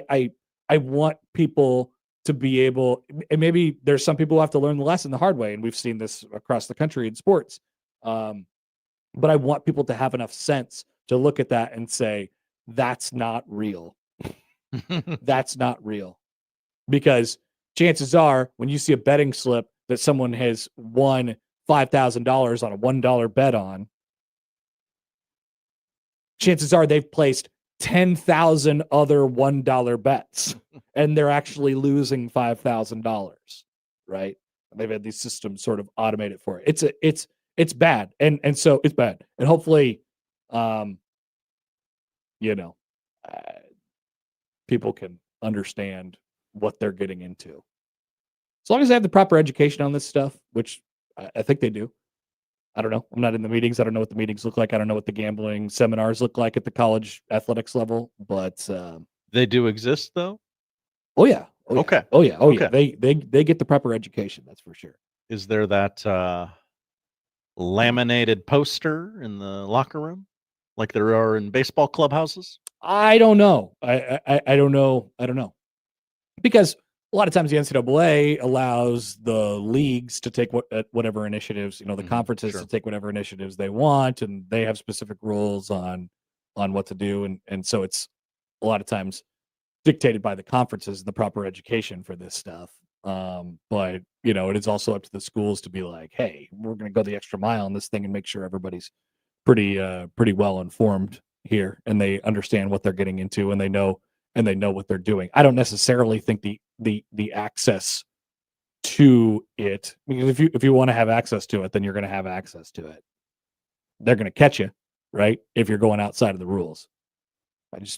So I don't know. I think Mike and I could agree. Like, I just hope everybody's able to, do this safely. So they will not be taking booster money and putting it on a sweet parlay because Thomas Fedoni tipped them off to something that'll be happening? I hope not. You should know something's up there, right? Yeah. You as you're doing that you're wrong, and you're going to get in trouble for that every single time. Hey, Troy, we can flip this booster money and double it right now. Thomas gave us a hot tip, but he also added shh at the end. Yeah. Yep. And so I don't know, man. Like, I'm cool with it. I'm cool with it being legal. Like, you just got to do it right. I don't think I don't think a lot of the information that people I don't think a lot of the information that people get is good, and that's not helped by some of the stuff that you see on social media, and the TikTokers doing their TikToks about them placing bets every 10 seconds, and then also posting videos about how they lost a bet, their reaction to losing bets. Sweating bets, the live streams and stuff like that. Like, jeez, guys, little like buffalo chicken. Remember when we tossed around our worst segment ever? Worst segment, yeah. I wish we were doing that.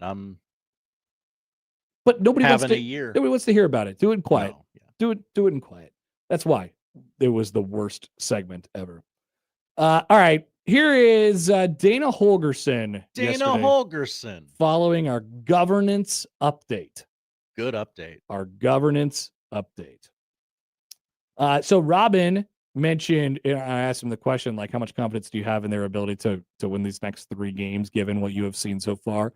As I said earlier in the week, I am starting to believe in Nebraska. I think they have made a leap in this mental hurdle conversation that we've been talking about for a long time, and that Matt Rule set out immediately when he got here to sort of eradicate and get that thought process out of the head. Here is Dana Holgerson on how things were going and what it felt like on the sideline when Nebraska was struggling on offense in the second and third quarter on Saturday. It was dire. Both those quarters were going into the wind. It's not the last time that we're going to face wind. It's not the last time we're going to face weather. It's not the last time that we're going to face adversity. It just when that happens, it snowballs. and when it snowballs, you just got to have a spark to get out of it. And Dylan gave us a spark, right there towards the end of the third quarter. Didn't look like the wind affected that pass, but Jacory, he ad-libbed because the inside receiver didn't clear it the way he was supposed to. And Dylan found him and that changed the whole sideline. It changed the entire sideline, and so and I hadn't been here for the last 10, 12 years or whatever it is, so I really don't care about what it's been like, but you could sense that on the sidelines. But then we made a play, it sparked us, and then we played great the rest of the game, and so kudos to our coaches for not losing their minds. Kudos to our players for just hanging in there. And then obviously our quarterback sparked us, Jacory sparked us, and then we played good the rest of the way and won by 11. Kudos to the coaches for not losing their minds.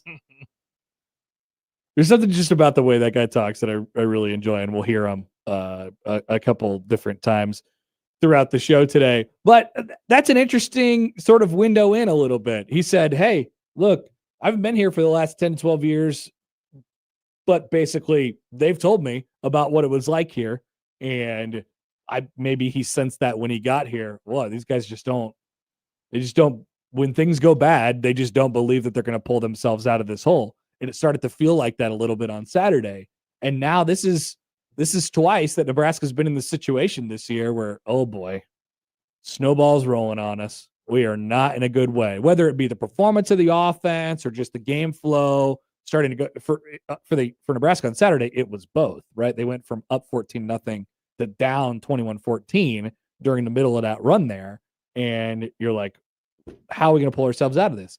And the answer is you just got to keep playing. And somebody at some point theoretically is going to make a play. And what's ironic about that situation, the Barney play, is that it came as a result of as he just mentioned, it's improvisation in a way, and it's also guys not being in the right spot. So we oftentimes like to point fingers about things that have gone wrong, things that are going wrong in a game, and we all say, offensive line, you guys suck, fire Donnie after the game. That's all we got on Big Red Overreaction. But the way that the coaches have talked about it this week, it's more along the lines of, when you're really not going right, it's like 7 things, but they don't all happen on the same play. They unfortunately, they happen over like 7 different plays, and it's one thing. You know what I mean? And so whether you actually get it to come together for a play and make it happen that way, or you make the play happen in spite of your failures elsewhere, the play has to happen. And Nebraska got the play on Saturday. They got a couple of them. Like Dana said, after the Barney play, the offense was really good after that. They were really, really bad, followed by immediately by, in the change of one play, really, really good. So maybe that will tell you they are still a little susceptible to this emotional roller coaster thing. But I also think a part of that is football. And the difference was this time, Nebraska was able to pull themselves out of it a little bit. Once again, it's another pretty good example of, Nebraska, I think, making this leap, or at least a jump in that category. And some of it is, just wins and losses, and it's binary. And how do you get there? Well, you get better at the football stuff, and Nebraska's gotten a lot better at special teams this year. And I think they're playing complementary football like we've talked about. But, when that snowball gets rolling against you, it's hard to stop. Nebraska could tell you that firsthand for a long, long time. And they stopped it. They bursted right through it. In fact, they were like that on GTA. There's this car that you could drive. There's like this old truck that you could drive. Okay. That has it's almost like a knife kind of looking thing on the front of it. Hello. And once you hit the stuff in front of you, it just goes flying. Mm-hmm. It goes flying. It's like that. That's what they did. Probably a bad analogy if you don't know what I'm talking about. I don't, but I imagine the kids do. That's right. They and love for the playing kids. GTA. And we are here. I like GTA. They love talking about GTA 6. When's GTA 6 coming out, Josh? Hopefully time it'll have the truck that you could just blow through things. Anytime anything happens in the world, it's... Oh, I remember when that happened on GTA. We got McDonald's back we got Monopoly back at McDonald's before GTA 6. Oh, whenever yeah. anything happens in the world, Yeah, we got a Taylor Swift engagement before GTA 6. we did. It hasn't been that long. I mean, we waited a long time yeah. for GTA 5. It's Yeah. okay. GTA 5 still rocks. GTA, I don't know when GTA 6 is coming out, but hopefully it'll have that big truck I'm sure it will. where you could just plow through things. That's what Nebraska's special teams is right now. My God. Pretty good. They're just plowing through people. Pretty good stuff. Give me that ball. So let's play another one from Dana Holgerson. Okay. Oh, this is more of a jokey one. This is just a better example of me liking to listen to Dana Holgerson and the words that he says. He was asked about Carter Nelson's, progression, like how is he coming along? And I would say good. I don't know that I would. Well, I mean, he went from not being talked about at all to, okay, maybe he's not the tight end we thought he would be, but he got that touchdown. He did get that touchdown, but you'll hear Dana. He doesn't really answer the question of like how's he coming along, but he does give a Carter Nelson update, sort of, in a way. Made a great play on the scoop and score. That was cool. Like, you didn't do anything, but I mean, what a play by Kahn. I mean, that we all saw that, man. I got attacked by Eckler. I was one of the victims. And so I saw that. I didn't see Carter, so I didn't even know who scored. And I asked who scored, and Sat goes, "It was Carter. Go over there and rip his tail because you did an X Factor when you crossed the." I thought that was funny. I thought that was funny. That was cool. He didn't really do anything. Yeah, I got attacked by Eckler. That was one of the victims. Just like, I didn't know what the next sentence was going to be after he, said that was cool, but I did not expect it to be, I got attacked by Eckler. I got attacked by Eckler. Hold on. I got attacked. See if we can get this Eckler up here. I was one of the victims. I got attacked by Eckler. I was one of the victims. Thank you, Dana. I appreciate that.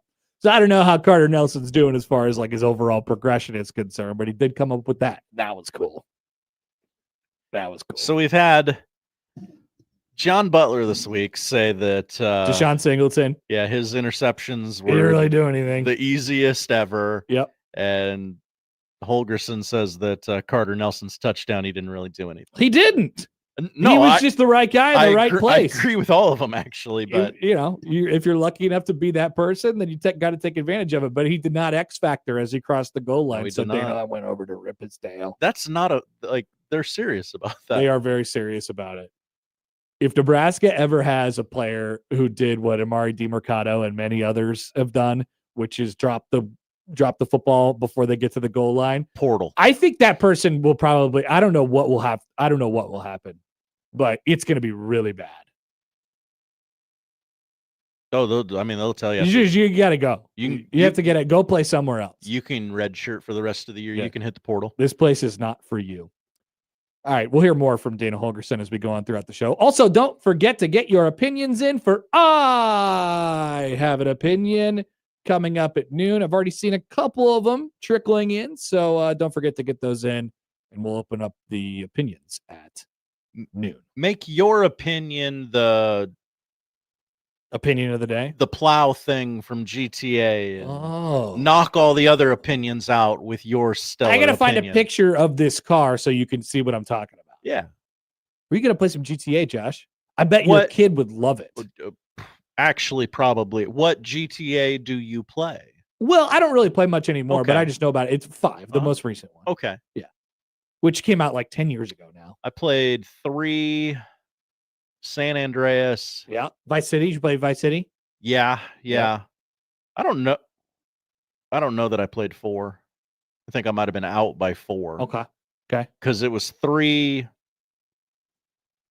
Vice City, San Andreas. I don't know how. 4. I don't know. But I'm not the Yeah. right person to ask on all that stuff. I just played them all as they came out. I think I was out by 4. Okay. All right. Let's take a break. Mitch Sherman is going to join us on the other side. I do have a reminder for you first that this week's Zone Half Off deal is from Jungle Driving School, where they teach first-time team drivers into being confident, road-ready explorers.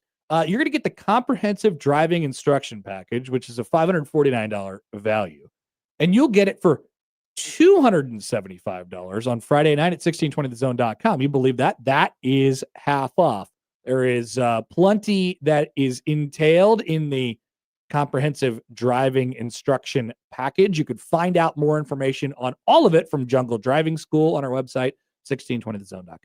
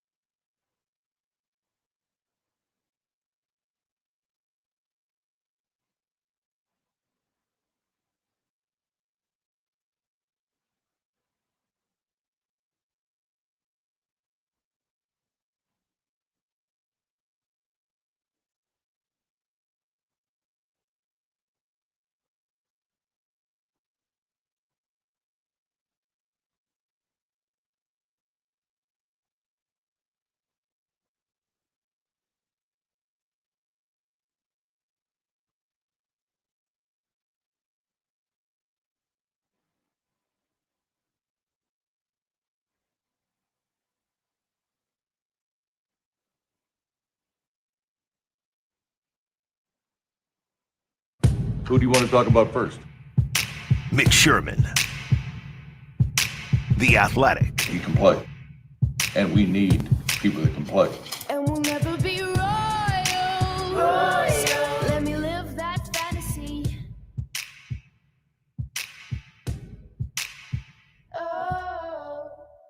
Mitch Sherman, The Athletic. On The Connor Happer Show.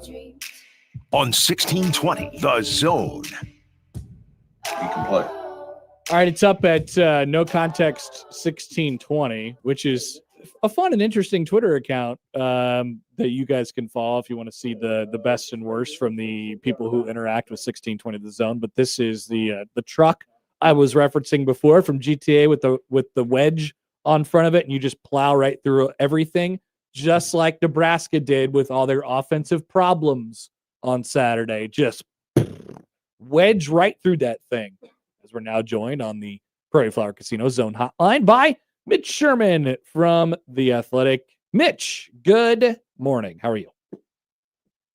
Good morning. How are you, Connor? Good. Do you think that Nebraska has? This is like we're just jumping right in here. Do you think Nebraska is over its like mental, problems in late in games or in tight games? It's trending that way. Good answer. Yeah, I mean, Nebraska's been in 3 of those situations this year and has won 2 of those games. That's a very good percentage. I mean, you'd like anything above winning half of those is really good. You're not going to be like, what was it? The Kansas City Chiefs won 17 one-score games in a row until now losing the last 3. Like, that's not realistic, and you're seeing how the law of averages impacts that. If you can win like 60% of those games, then you're doing some things right, and that's where Nebraska's at. And even with the Michigan one, Nebraska scored in the fourth quarter to make it a one-score game, and then had to try an onside kick. So I think that they're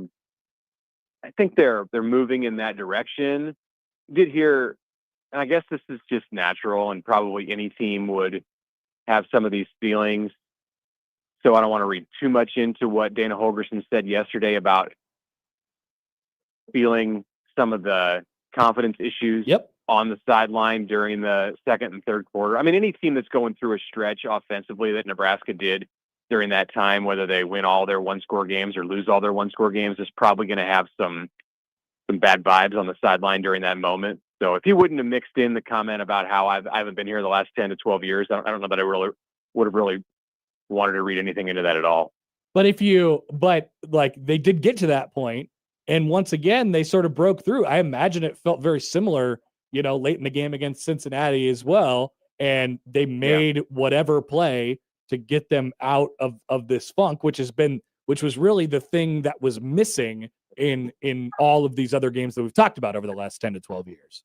Yeah, the Cincinnati one, I mean, you would have liked to have seen Nebraska make the play earlier than it was like the last possible moment to make the play, like interception in the end zone in the final minutes of the game. There were opportunities throughout the second half for Nebraska to make one play that would have put that game in a more comfortable position, and they didn't do it on offense. So that's not like all that comforting, but they did do it at the end.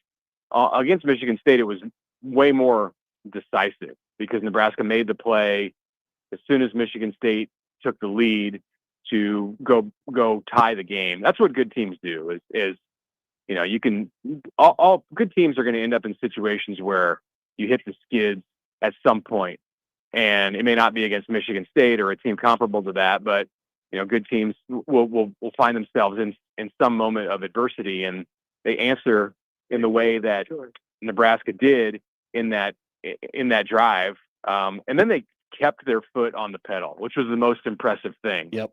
They there was a punt mixed in there, but played good defense, continued to play well on special teams, and capitalized on opportunities offensively, in particular with the screen pass to Isaiah Hunter. I was glad that Holgorsen got asked about Dane Key, and then he turned it into a conversation a little bit about Hunter and getting the hot hand and all that stuff. But people have been wondering, like, how do you have your number one wide receiver, you went out and got him in the transfer portal, and he didn't have a catch in this game, and he hasn't produced at like a super high level this year. What are you reading into the most recent Dane Key performance in context? Well, I haven't studied his blocking in that game, and so I'll take Dana's word for it that it was really good.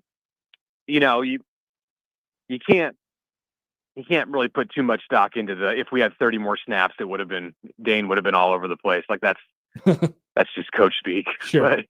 But I think he's okay. I mean, he hasn't, and what did he have? One catch against Michigan, and now none against Michigan State. I think that's right. I mean, I think he's probably drawing the attention of the secondary in these Big Ten games, and they tend to have Nebraska scouted better than, say, Akron would have, or they're capable of doing things about their scouting report in a way that's better than Akron or Houston Christian would have been able to do. So, yeah, if this extends through October and you get to the USC game and his catches for the Big Ten season are like in single digits, then you might say, well, maybe he's not the wide receiver one that Nebraska thought it was getting. But I mean, he did it at Kentucky. So he was playing against high level competition in the SEC. And it wasn't like he put up 1,000-yard seasons, but he was really productive. Like he had good years, and you expect that with this quarterback and in this offensive system that he's going to be just as productive. I think Dane Key is going to have a breakout game at some point. And I also think that Nebraska has balance with the top of its receiving core. And it might be Ja'Cory Barney's day. It might be Isaiah Hunter's day. Maybe Cortez Mills will have a day coming up here in the Big Ten. So as long as your passing game is clicking, and with the exception of those two quarters, it's been pretty consistent this year. Second half against Cincinnati was sluggish, but I don't see like any reason for concern. Yeah. I don't ask the question to be like, oh well, I'm concerned about him but I do see that out there. People are like, come on, what's going on here? Like I'm not at all.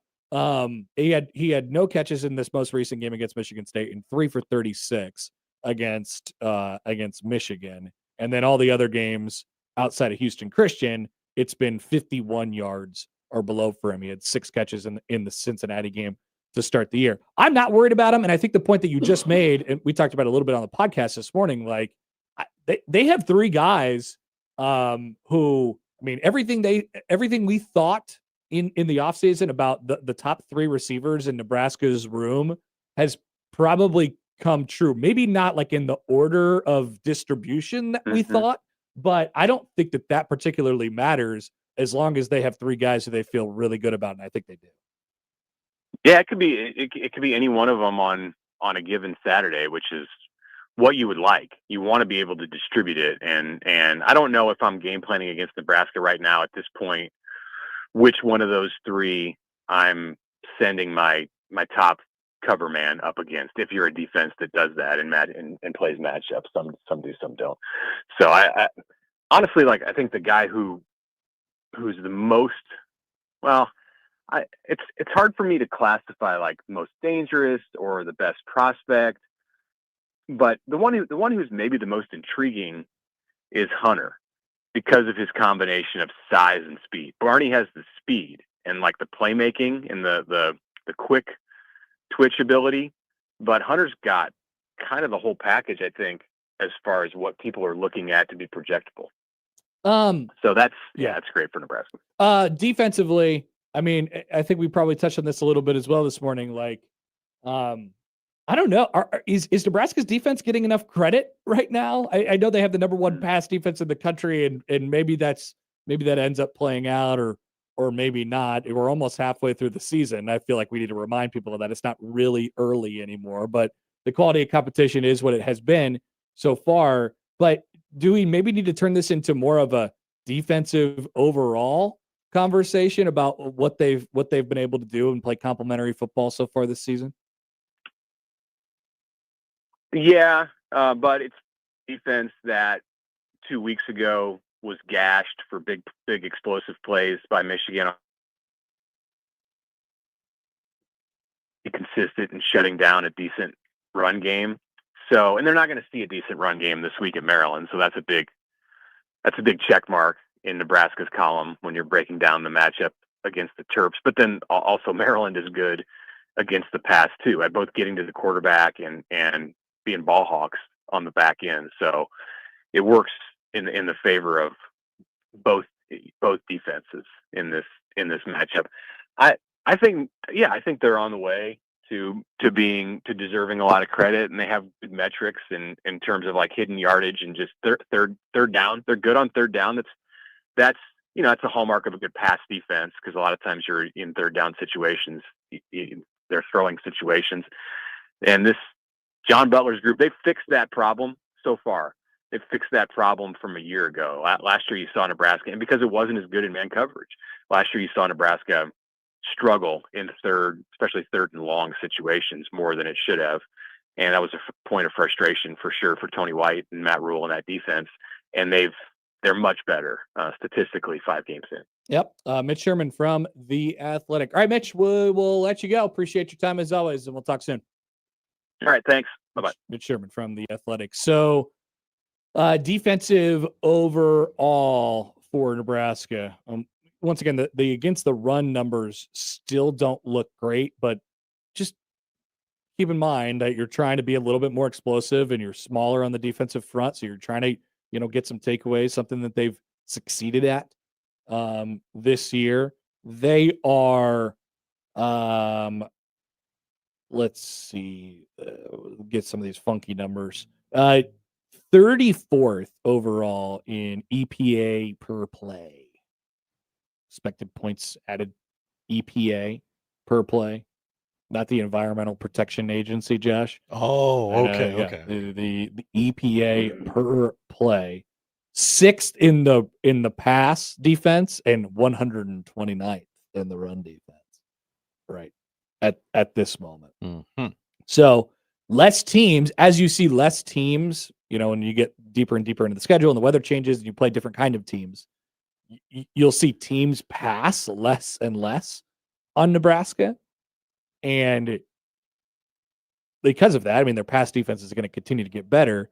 And then, your run defense obviously has to step up. But keep in mind, it all works in concert with each other. I think Nebraska's defense has lived up to what I thought they were going to be this year. They're more explosive. They're probably a little bit more leaky, obviously, against the run. You just probably have to get after the passer a little bit more, obviously. This is something that we talked about a lot in the first month of the season. But right now, I mean, on track. And I think the secondary, I thought it was going to be good, and it obviously has exceeded expectations so far. All right, we'll take a quick break. The odd news is coming up next on 1620 The Zone. After further review, the host is deemed to be out of bounds. The Connor Happer Show returns in minutes on 1620 The Zone.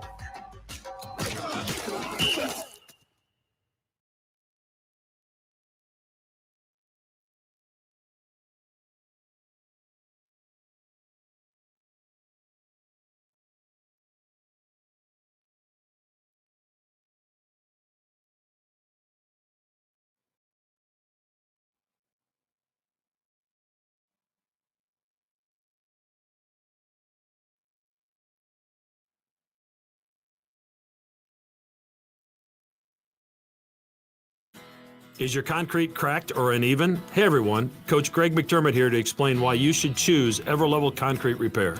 Many people think they need to replace broken concrete, but repairing it provides durable protection and comes at a fraction of the cost. Everlevel provides permanent repair solutions to fix your concrete and protect it against future damage, and it all comes with a long-term transferable warranty. They offer free inspections to walk you through the entire process. Call Everlevel Concrete Repair today.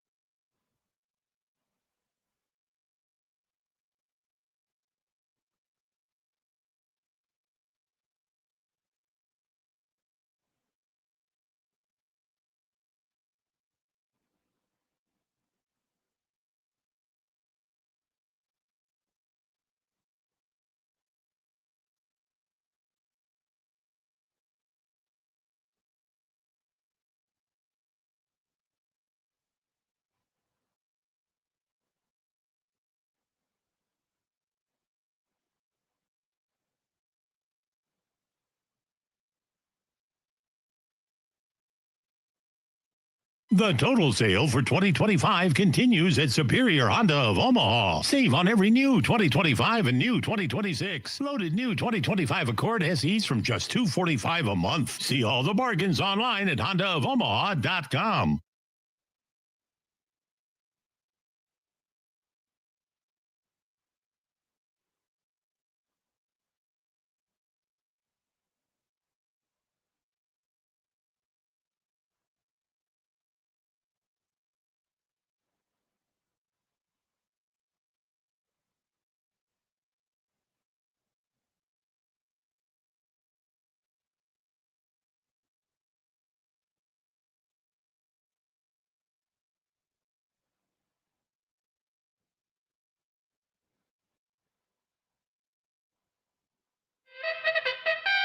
And now we've reached the point in the show where Josh Odson reads the peculiar, the bizarre, the comical, the odd news with Odd Son.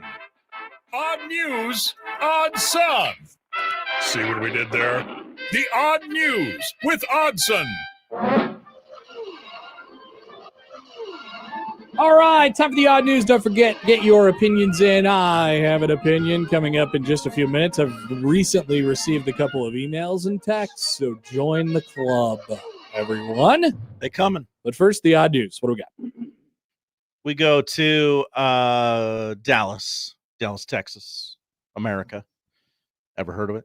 I have. Jerry Jones under fire, fined $250,000. Whoa. For what? For flipping the bird to Jets fans after their road win over the weekend, 37-22.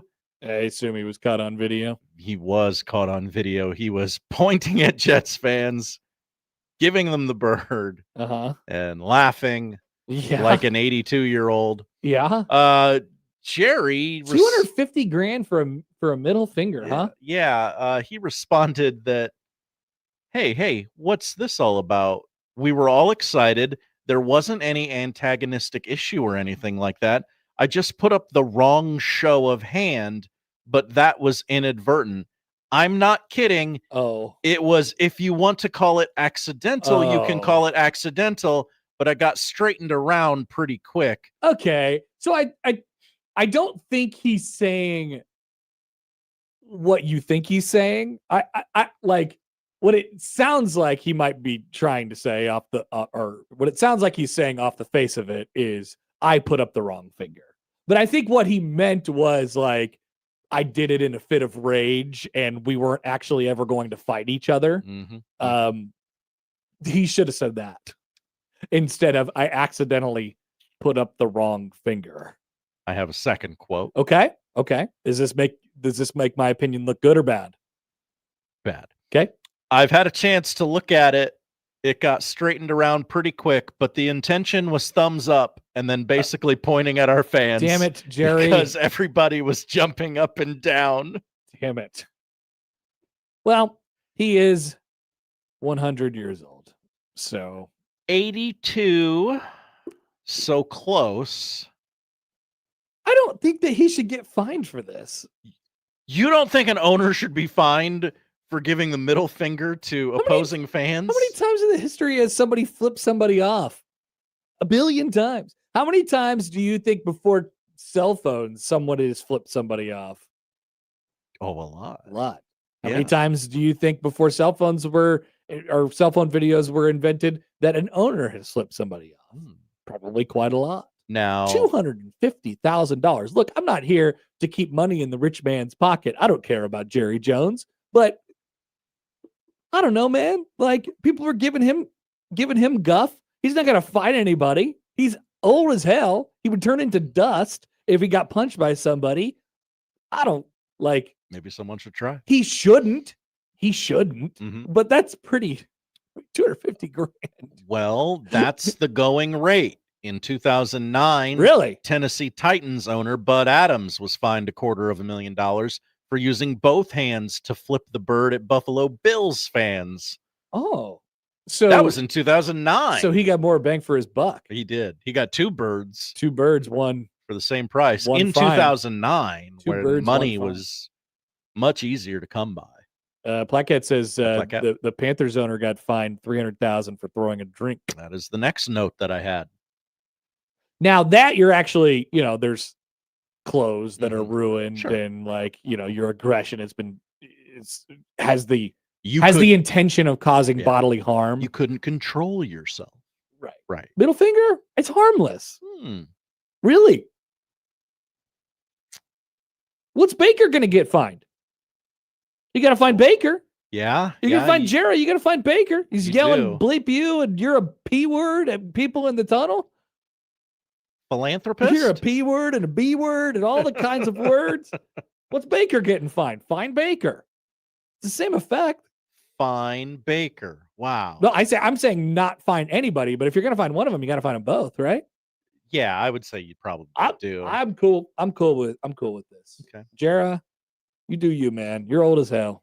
Last night's rain delay really put a damper on Derek Jeter's evening. By the way, Alex Lickett says Hi, Jerry Alex. Jones did a lot before phones and cameras in general. He did. Yeah, that's true. That's true. I've seen sketches. Also, Jeff says not a great week for Hap's interpretation of things.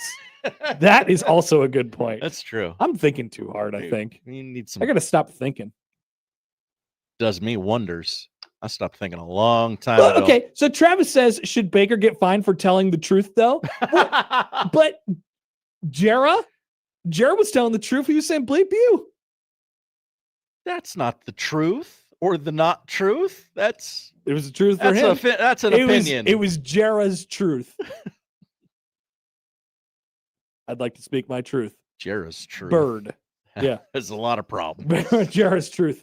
Yeah, I don't want to hear much more about Jera's truth than just that. Yeah. Okay, sorry. Although that'd be a good, straight to Fox streaming, like Fox Nation, Jera's truth, where. Yeah, it sounds like a sit-down interview with Barbara Walters. Derek Jeter had many other things to do last night during I the heard lengthy about rain delay. Big Poppy wants to go visit his aunt in New York, and he can only apparently do it on Fox's dime. So he was really excited that the Yankees were winning, so that he could go visit his aunt in New York. Tigers Mariners last night. I guess technically Mariners Tigers was supposed to start at 3:08 Central Time. It was pushed back to it didn't get started till 6, right? Yeah. For inclement weather in Detroit, forcing Fox Sports to expand their pregame show to 3 hours. Tough. Yeah, and We've all been there. Shout out to the College World Series. Derek Jeter's phone went off in the middle of this 3-hour pregame show. And to Jeter's credit, he's very good on TV. I don't think he ever says anything, but he's very good on TV. Yeah, he's pretty smooth. It's a rain delay. I have an appointment. I'm supposed to be at a parent-teacher conference, and I'm going to miss it. But was he actually going to go to the parent-teacher conference? Like, no. I think it would have been like over FaceTime or a Zoom on his phone. He could have done it from the studio, just not on air. Yeah. He should have done it on air for the bit. What else were they going to talk about for 3 hours? That's a good point. Yeah. I would like to know what time the phone rang. What's Jeter's kid's name? I don't know. Jeter. Retupect? We must have known this at some point, or maybe he keeps it quiet. He has 4 children. Probably Bo. No. For Schembeckler. Yeah, I would like you to guess 4 names and just see if we Lloyd for Lloyd Carr. No, he's not that up. He's not a Michigan man, Josh. He didn't go to Michigan. He wants to be a Michigan man. He's know. always at Michigan. He's with like Tom Brady. He likes how Michigan says welcome Derek Jeter. He Hey, didn't go to Tom, Michigan. you're though. going to Michigan. Can I hop on He's your just bird? from Kalamazoo. That's it. Okay. He's got Bella, Story, River, and Caius. I'm glad you told me. I would have never guessed any of those 4 names. Yep. I'm So I they're- assume he sure was they're at a really- parent-teacher conference for Bella. Bella. Yep. The eldest daughter. How? I am just the eldest son. out of curiosity, how old is Bella? Bella? Bella was born in 2017. So that gets her to second or third grade? Second grade. Okay, Twilight came out in 2008. Okay, so it could be. Could be. I don't know what Hannah's role in the naming of the children was. Probably all entirely her. Nice job by Jeets and the Jeets family for having 4 kids and us not knowing anything about them. Yeah. Great job. Genuinely. Yeah. Good job. They don't need us knowing anything. We're idiots. Yep. And finally, we can't agree on much as a country, but both sides of the aisle were sent into a panic last night by Dolly Parton's sister, Freda. No. Who, What did she do? She sent out a message on social media. We're all on edge. Hey, we're all a little bit nervous here. We're all a little bit nervous here. Hey, last night I was up praying for my sister Dolly. I know many of you are, she hasn't been feeling her best lately, and I truly believe in the power of prayer. And I've been led to ask all of the world that loves her to be prayer warriors and pray with me. Oh, no. So, and yeah, I'm going to use the word naturally. Yeah. Naturally, we all thought Dolly Parton was on her deathbed. Yes. That's what it sounds like. Was on her deathbed. Yeah. She wanted to come out this morning and clarify. She's okay. Whoa. She's fine. She's just been under the weather. She had an infection from a kidney stone in September, caused her to miss a couple of dates. She's still kind of getting over that. Oh, so there was another of piece of things. evidence Yeah. that, like, oh, she's been missing for a while. And interesting. Yeah. So, like, hey, she's fine. Hey, get a burner. You know, you know what I mean? Like, that's what I said yesterday. I went to a place. And I know. I really want to know this place. I'm going to find out during the break. I'll tell you during the break.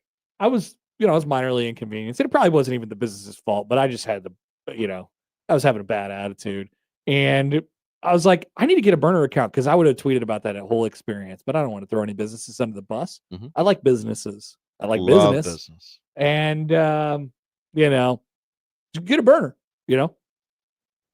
just say, I'm praying.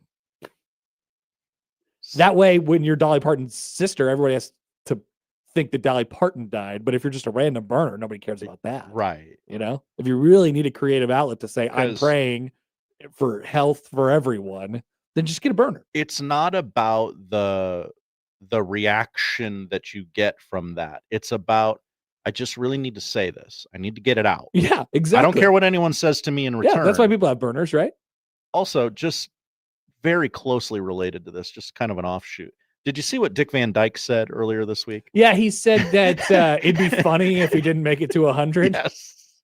Great bit. He is, I believe, like 2 months away from turning 100. Dude, and he's about to pull the Betty White. The Betty White. And Yeah. somebody asked him, like, hey, what do you think about turning 100? He's, I think it'd be hilarious if I didn't. That's why he's Dick Van Dyke. Right. Nice. Great job. All right, we're back. Time for I Have an Opinion after this on 1620 The Zone.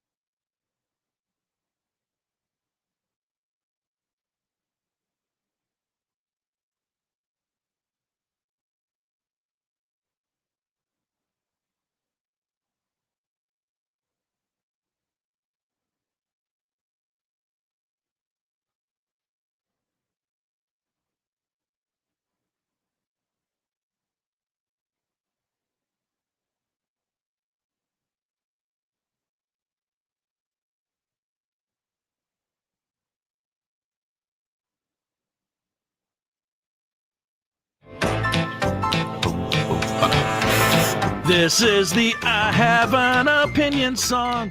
Haven't done an intro yet. Need to get on that. Yeah. I Have an Opinion is a segment where you all send your opinions. Some would call it an airing of grievances, like Festivus in a way. It could be if you turned it into that. You should have heard my airing of grievance during the break to Josh. I don't even think he was listening. Oh, no. I was listening and nodding and agreeing.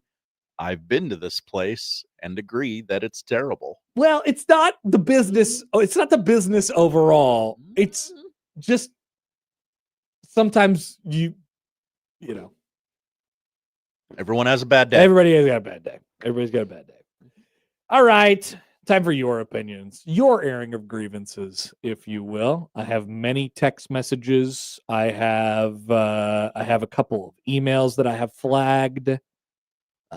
So we got a lot here, Josh. Also, did you get this email from this guy in Finland? Finland? Yep. No. Okay. So I don't know if this is spam or trying to some sort of a phishing scheme. I don't know. All right. I don't know what's going on here. This is not an opinion. I guess it is kind of an opinion. I've never heard this opinion before. But it's this guy Jerry from Finland. Jura? Jari. Jerry. J or Jari. Jari? Yeah, he's from Finland. He's in Finland. Okay. And the subject line is reception of KZOT 1180 AM in Finland. Whoa. Please proceed. So it's this guy in Finland. He's a radio nerd, I guess. And he has special radio equipment. And he would like to tell me, and I don't know how many others, that he picked up our signal by air with a radio receiver, not via the internet, in Finland recently. I can't get it at 144th and 4th. It's what makes this all so surprising. It's what makes this all so surprising, Josh. But hello to our Finnish brothers and sisters. I don't know, but not 1620 the zone. Oh, 1180 the 1180. zone. Okay. So like he sent me this clip. It's a 2-minute like recording of what he was listening to, and he faintly in the background, it was like KZOT Omaha Council Bluffs, whatever, you know, getting some Zach Gelb. Yeah, it was whatever, Bellevue, Omaha, Council Bluffs. And I was like, wow, this is kind of crazy. And I don't know if, once again, I don't know if I'm being fished or something, like they're trying to get information from me. It seems mildly fake, but I don't know why I got this email from this guy in Finland, Jerry. But he says KZOT works in Finland. That was his opinion. Great opinion. Should we do a show on the road in Helsinki? Yes. Okay. Yes. I don't know exactly. I wish I would have read, like, there's so many words in this email. He's from careful.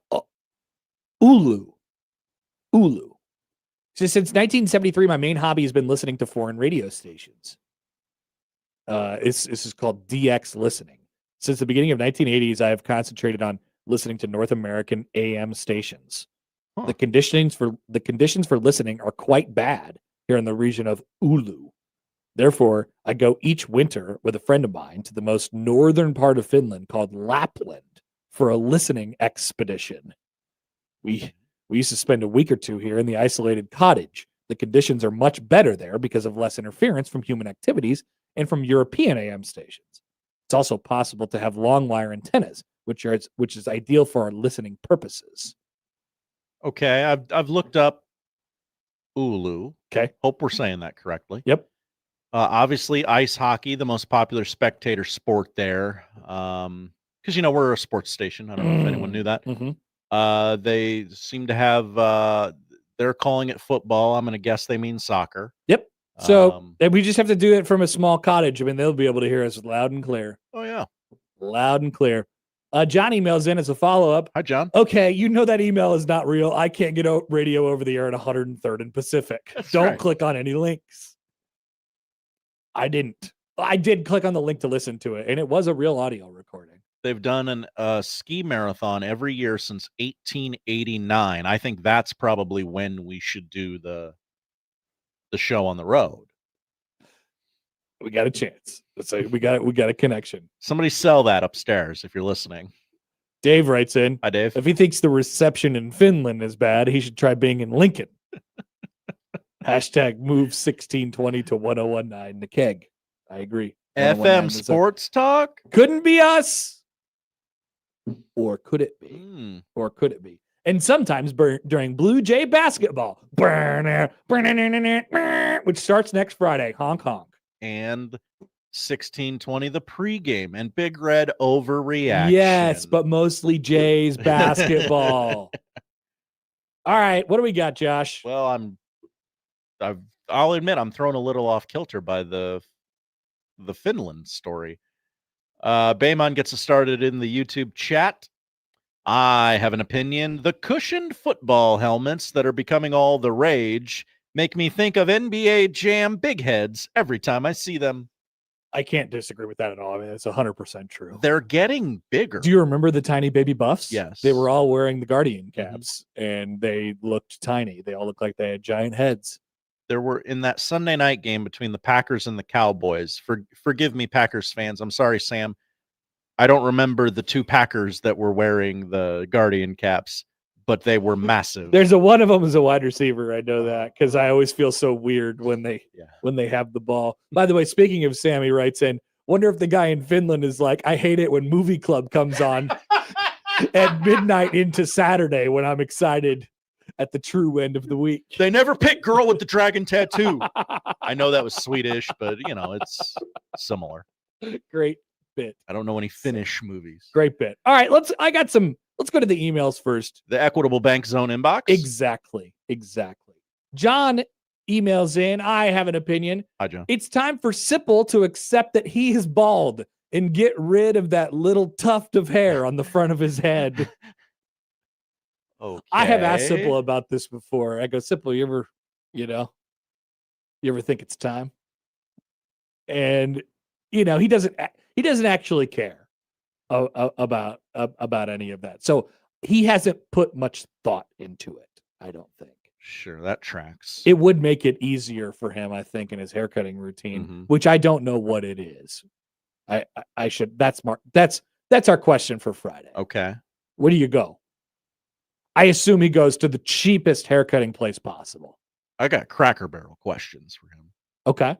Interesting. John has given me an email here. Okay, on our finish. Just you? Yes. Okay. It is not spam. He sent a reception report and is asking for a QSL and an acknowledgement of reception to be sent to him. Maybe station stationery or a bumper sticker, something with the station logo. Oh my God! Yes. Okay, so I'll respond to this email then. Wait, Okay. who just texted you this? John. Nielsen? No. John Bishop. No. John. No, it is not a John. It's a listener. Listener John. Oh, I thought it was somebody who worked in the building. No, So, no. okay. John with an H. So not our normal John. who Okay. emails in. All right, I'll respond. I will acknowledge that we exist.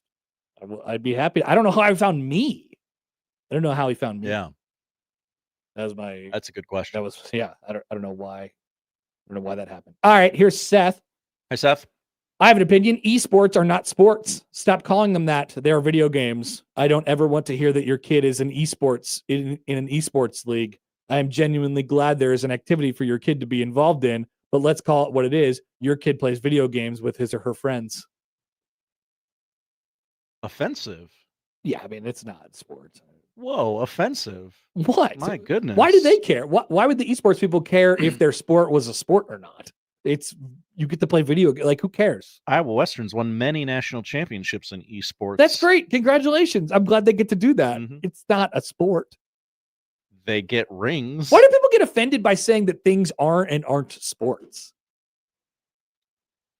Like the original one was like cheerleading, right? Yeah, and then there's always the bowling, and people sometimes go, is golf a sport? But like cheerleading is because like you're doing strenuous physical activity on a daily basis. Incredibly. There's practice and things like that. Like esports is just clips. Actually, that's probably going to offend some people. Sorry. Here's Chris. Hi, I have an Chris. opinion. Guys need to stop giving flasks as groomsmen presents. I'm in the process of moving and have found numerous flasks from weddings buried in a cabinet that have never been used. Give something useful instead. Chris. Excellent opinion. Great opinion. Excellent opinion. Excellent opinion.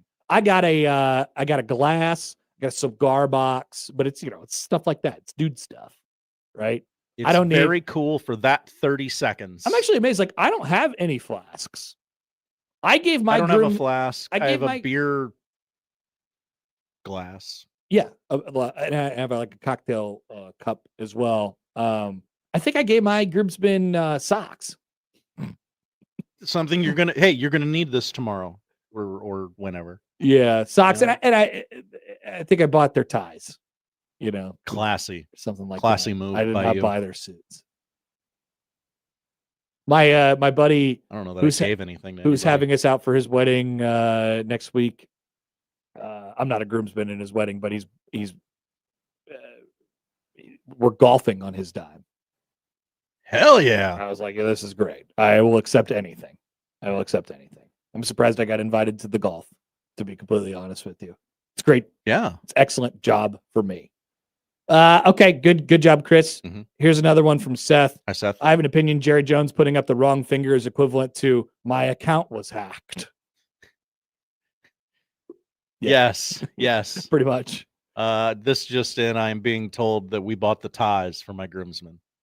Nice. I didn't think I got them anything. Who's we? I got sources. It's supposed to be you, Josh. It's got- supposed to be you. I got sources. Interesting. A source that everyone can literally see. No! All right. TC writes in. ITC. I have an opinion. I believe that the world would not be on fire because of the choice for the halftime entertainment. If Eddie Rabbit was the act instead of Bad Bunny, there would not be such outrage. LOL. Peace, TC. No, he's right about that. Who's Eddie Rabbit? I think he's a musician from the 80s. I think that'd be funny if Bad Bunny got up there. It's like, ladies and gentlemen, Eddie Rabbit. Bad Bunny is cool, man. The sooner people understand that, like, just do a couple Googles, like watch Bad Bunny like do what he does. It's awesome. Bad Bunny's sweet. Oh yeah. I don't know what he's saying, but I love it. Oh, absolutely. He's a great entertainer. Watch him in Happy Gilmore too. You'll love him. From the 402. Hi, 402. This is over to the text line now. Okay. Wow. We have actually 3 opinions from this person. Let's see what we got. Okay. Rank the opinions 1 to 3. Good bit. I have an opinion. My quarterback can do as much TikTok dancing and high school basketball game watching as he wants, as long as he wins. If he fails, hell might break loose. Okay, that's 1. Number 2, a documentary that stops almost halfway into it because the outcome isn't what they hope for is not a documentary. Okay, 3, there's actually 4 here. If the crowd wasn't booing the team, no, they were not booing the 4th, and forever even, they were booing the obvious no-call face mask. Okay. Oh, yeah. Okay. We did miss that earlier this week. Yes. And I have another opinion. The NFL needs to bring back the breast cancer awareness pink. Oh. It's a variety of different opinions. Okay. Number 1, face mask. Number 2, Hulu documentary. Number 3. By the way, it is not a documentary because it's not happening. It doesn't exist. Right. Number 3, breast cancer. Number 4, whatever the first opinion was. The TikTok dancing. The TikTok dancing. Yeah. Okay. From the 402. Hi, 402. I have an opinion. I can't stand the annoying "it's third down" call that keeps permeating up through all the football games now. I used to only remember hearing this annoyance at Chiefs games, but now it's spread to Nate Rohr, and I hear it at seemingly all the football games now. I can't hit mute fast enough. You can hit mute on that? Am I the only one that's annoyed as hell at this? No, you are not the only one, but I think it's fine. I like that it's I mean, Jeff's point is that it's not unique. But like, I like that Nebraska does something. Yeah, you got to do something. Yeah, there's only so many things you can do outside of, okay, now is the time for you all to get loud. Yeah, there's only so many opportunities for a PA guy to really put his own stamp on games, and you got to take advantage of what you can get. That's it. That's what Nate's got. He's got that loud, booming voice. He does. Shout out to Nate. I think he's doing a great job. I'd like to slide in here with opinion from Jeremiah on the YouTube chat. Okay, related. I have an opinion. You're my favorite sports show as you represent me. Rather than try to listen to your fans and fix the signal, your first thought was to get funded to go see the guy who has the signal in Finland. That's right, Jeremiah. Now you know where our brains are at.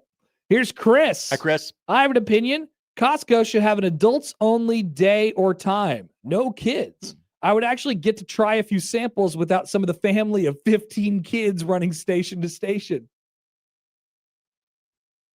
Okay, yeah, that's probably true. Adult Costco? Adult-only Costco time? What happens in there? That sounds cool. All bets are off. I usually go at like 3 o'clock during the weeks, so I don't have to deal with the many children in there. But the times that I have gone in the weekends, they got to get out of the way. It's already a madhouse in there. You know what they should really do at Costco? They should have lanes. Remember during COVID when they had lanes? Oh, yeah. You can only go one way down one aisle. Uh-huh. They should just do that. It would fix a lot of the problems. There's chaos in there. There is a flow, right? You go into the store and you kind of have to make a lap around the entire store to get out, right? But people doubling back on stuff and driving their carts and parking their carts and stuff like that. It's a problem. There is a bit of a traffic flow problem in Costco, but I don't think they care about that. It's a warehouse store, baby. Yeah, they probably don't. No, they absolutely don't. They're making their money. From the 316. 316. I have an opinion. The phrase game changer is being used way too much in non-sports situations. Oh, yeah. I mean, is there a popular issue that we're dealing with right now? You ever put hot honey on your pizza? It's a game changer. Wow. You ever? I hated that sentence so much. I know. I specifically tailored it to you, Connor That Happer. sentence sucked. I agree with this opinion now completely. People, you ever gotten gas at Costco? It's a game changer. You ever tried those little candy nerds clusters? It's a game changer. Okay, I am annoyed at this now. Yeah. Great opinion. Thank you for using it in practice, Josh. I got you. Here's Jed. Hi, Jed. I have an opinion. I wish people would stop saying that they didn't have an event on their bingo card. Example, I didn't have UCLA beating Penn State on my bingo card. Just say, wow, that was crazy. This is a good take. This is an excellent take by Jed. Stop saying things about bingo cards. That is a great opinion, Jed. Excellent job by you. Here is a couple people. I don't think old boy from Finland is listening to the show right now. Here's Yippee. Hi, Yippee. How aren't we talking about this dude and his buddy going on listening excursions for the sole purpose of getting random AM stations in North America? What the bleep kind of hobby is that? Great question. Look, some people have their things, man. I don't know. If we're your thing, we're going to be cool with it, okay? Another joke from Alex. Wow, 1620 AM radio can reach Finland, but not West Omaha. That's right. Not 1620 for the record. 1180. 1180. Very fine station. John. Hi, John. I have an opinion. Volleyball is the best sport to watch on TV. The set starts and there are almost never any commercials until it's over, even during timeouts. That's not true. There's a timeout at 15 every time.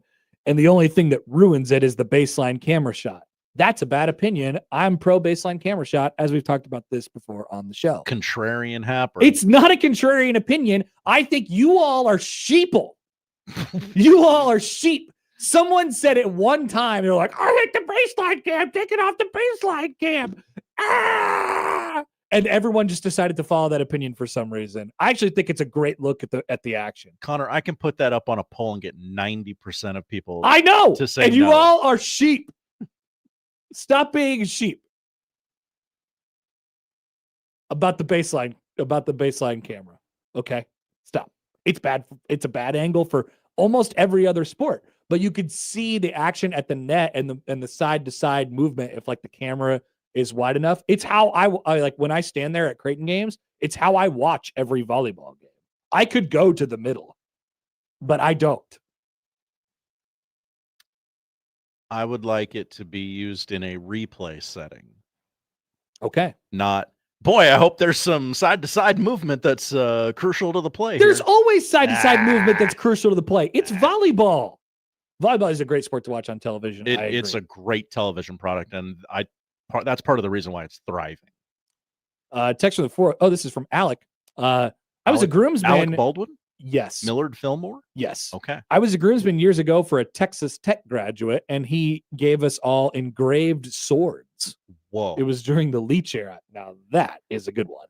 That is good.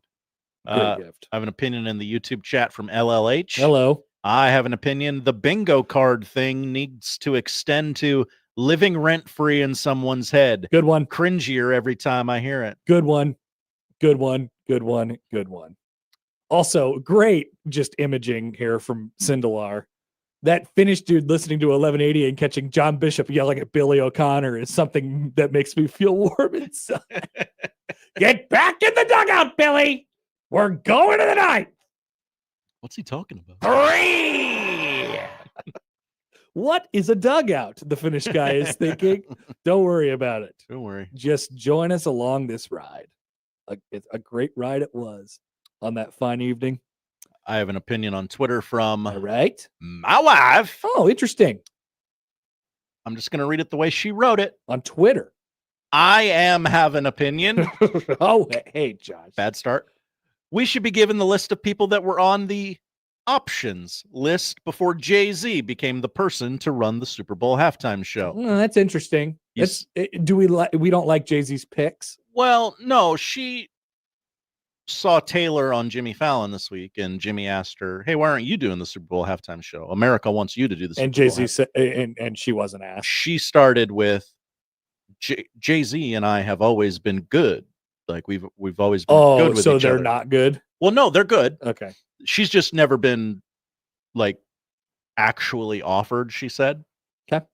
They've talked about it, but never like, okay, we are officially offering you the gig. But she started the answer with, Jay-Z and I have always been cool. And my wife said, "Hey, honey, why did she say Jay-Z and I have always been cool?" And I went, well, Jay-Z picks the Super Bowl halftime performer. And she did not know this information. That's okay. I don't think she's alone in not knowing that. But she said, well, she got really deep in the weeds on, well, how did that come to be? Who else were the options? Did Jay-Z interview with Roger Goodell for this? It's a great question. I don't know any of the answers. Yeah. I don't know how that became a thing. But also interesting that she would just start by saying, well, Jay-Z and I have always been cool. Uh-huh. That sounds like something that you say about someone who you might not be that cool with. Okay, yeah, I hadn't thought of that, but you are correct. If I did not like someone, that is probably what I would say publicly. Mustache Adam says, I have an opinion. Hot honey on buffalo chicken pizza is a not game changer, but a match alterer. I get a couple more texts here. I think. Another Costco opinion. I have another opinion. Costco should have a no old people time, so I could actually move somewhere with some haste. I like that. Yeah, this is part of the deal at Costco though. Like you just have to work around all of the things. During COVID, I don't know if this is still a thing. Hy-Vee had old people time only. Yeah, because hours. they were scared that the old people were going to die from COVID. Yeah. Sure. And boy, that sounds like pure hell. Every time I go to the grocery store, there's always old people. Yeah, but not moving. I'm trying to get to where I'm going and get the bleep out of this store. Well, but like this is exactly what the listener is suggesting. Like have the old people only time. That way the old people don't show up when it's other people time. That's right. Regular people time. Real people time. I feel like we're too mean to old people on this station, you know? Old people don't like AM radio. What are you talking about? What? Although I did have someone tell me a story of listening to our show, this very show, with their significant other, and their significant other is on the younger side of the demographic, and she said, "What is this?" And he said, "Oh, it's Josh. You know Josh. You've met Josh. This is the show he works on." And she said, "No, I get that. What is this? What are they doing?" It's a sports talk Hey, show. we just talk, yeah. It's a They podcast. just talk for 4 hours? Yeah. Yes, we do. Yeah, it's a podcast. Yeah. Basically. Bill. Hi, Bill. I have an opinion. After watching that Trevor Lawrence, Travis Hunter Adidas commercial, one would have to rewatch the 50 Shades of Grey movies to see such manufactured fake chemistry. Well-written opinion. Wow. Got a text here that says, I gave the Playboy edition from the month and year all of my groomsmen were born to my groomsmen. Whoa. Jeez. Horny. Bonk. Horny alert. I do have some follow-up questions, though. Who was in them? Yeah. Wow, Josh. You're about to lose your non-horny card as well. No, I wouldn't. I didn't ask the question. Seth writes in poll question, are we all baseline camera sheep? Also, John says, when you stand and watch from the baseline at Creighton games, you are watching in 3D. Watching on television is not 3D. Your opinion is wrong. Whoa. That's true. My eyes are 3D. My eyes are 3D. I can confirm that. John. Hi, John. I have an opinion. Jets Dry doesn't actually work. Jets Dry? Jets Dry. I only buy it because she wants it. It's all it's good for is taking some time off the washing cycle. I'm not sure what that is. What's Jets Dry? Well, there's Jet Dry, which is like, hey, put this in your dishwasher. Your dishes will get clean. Okay. Wait, Dave says, so the person who sent the Playboy issue says, so it would be naked ladies from approximately the same age as their mothers. Like, so if they get the year that they were born, it's interesting. Yeah, I guess it would be, wouldn't it? I don't know anything about Jet Dry or Jets Dry, whatever any of that is. I'm not familiar with that. Wasn't familiar with your game. Also, Tommy writes in on the 50 Shades of Grey guy. Hilarious that the homie said rewatch 50 Shades and didn't say watch. All right. We've all seen the movies, though, right? I actually haven't. They're hilarious. Is it really that bad? Oh, yeah. You can tell they don't care for each other, but they're doing things that are incredibly intimate together. Yeah. I know that part. I know what it's about. You can tell they hate each other. Opinion from Travis on Twitter. All right, we got like one more. I have an opinion. If you're turning left on a green light, get your ass into the intersection. Yeah, we always have to have a driving one. Always do. Check. All right, thank you all. Great job. Great opinions by you. Some good, some better than others, some just straight up bad. Oh, wow. But that's how it goes. Back after this on 1620 The Zone.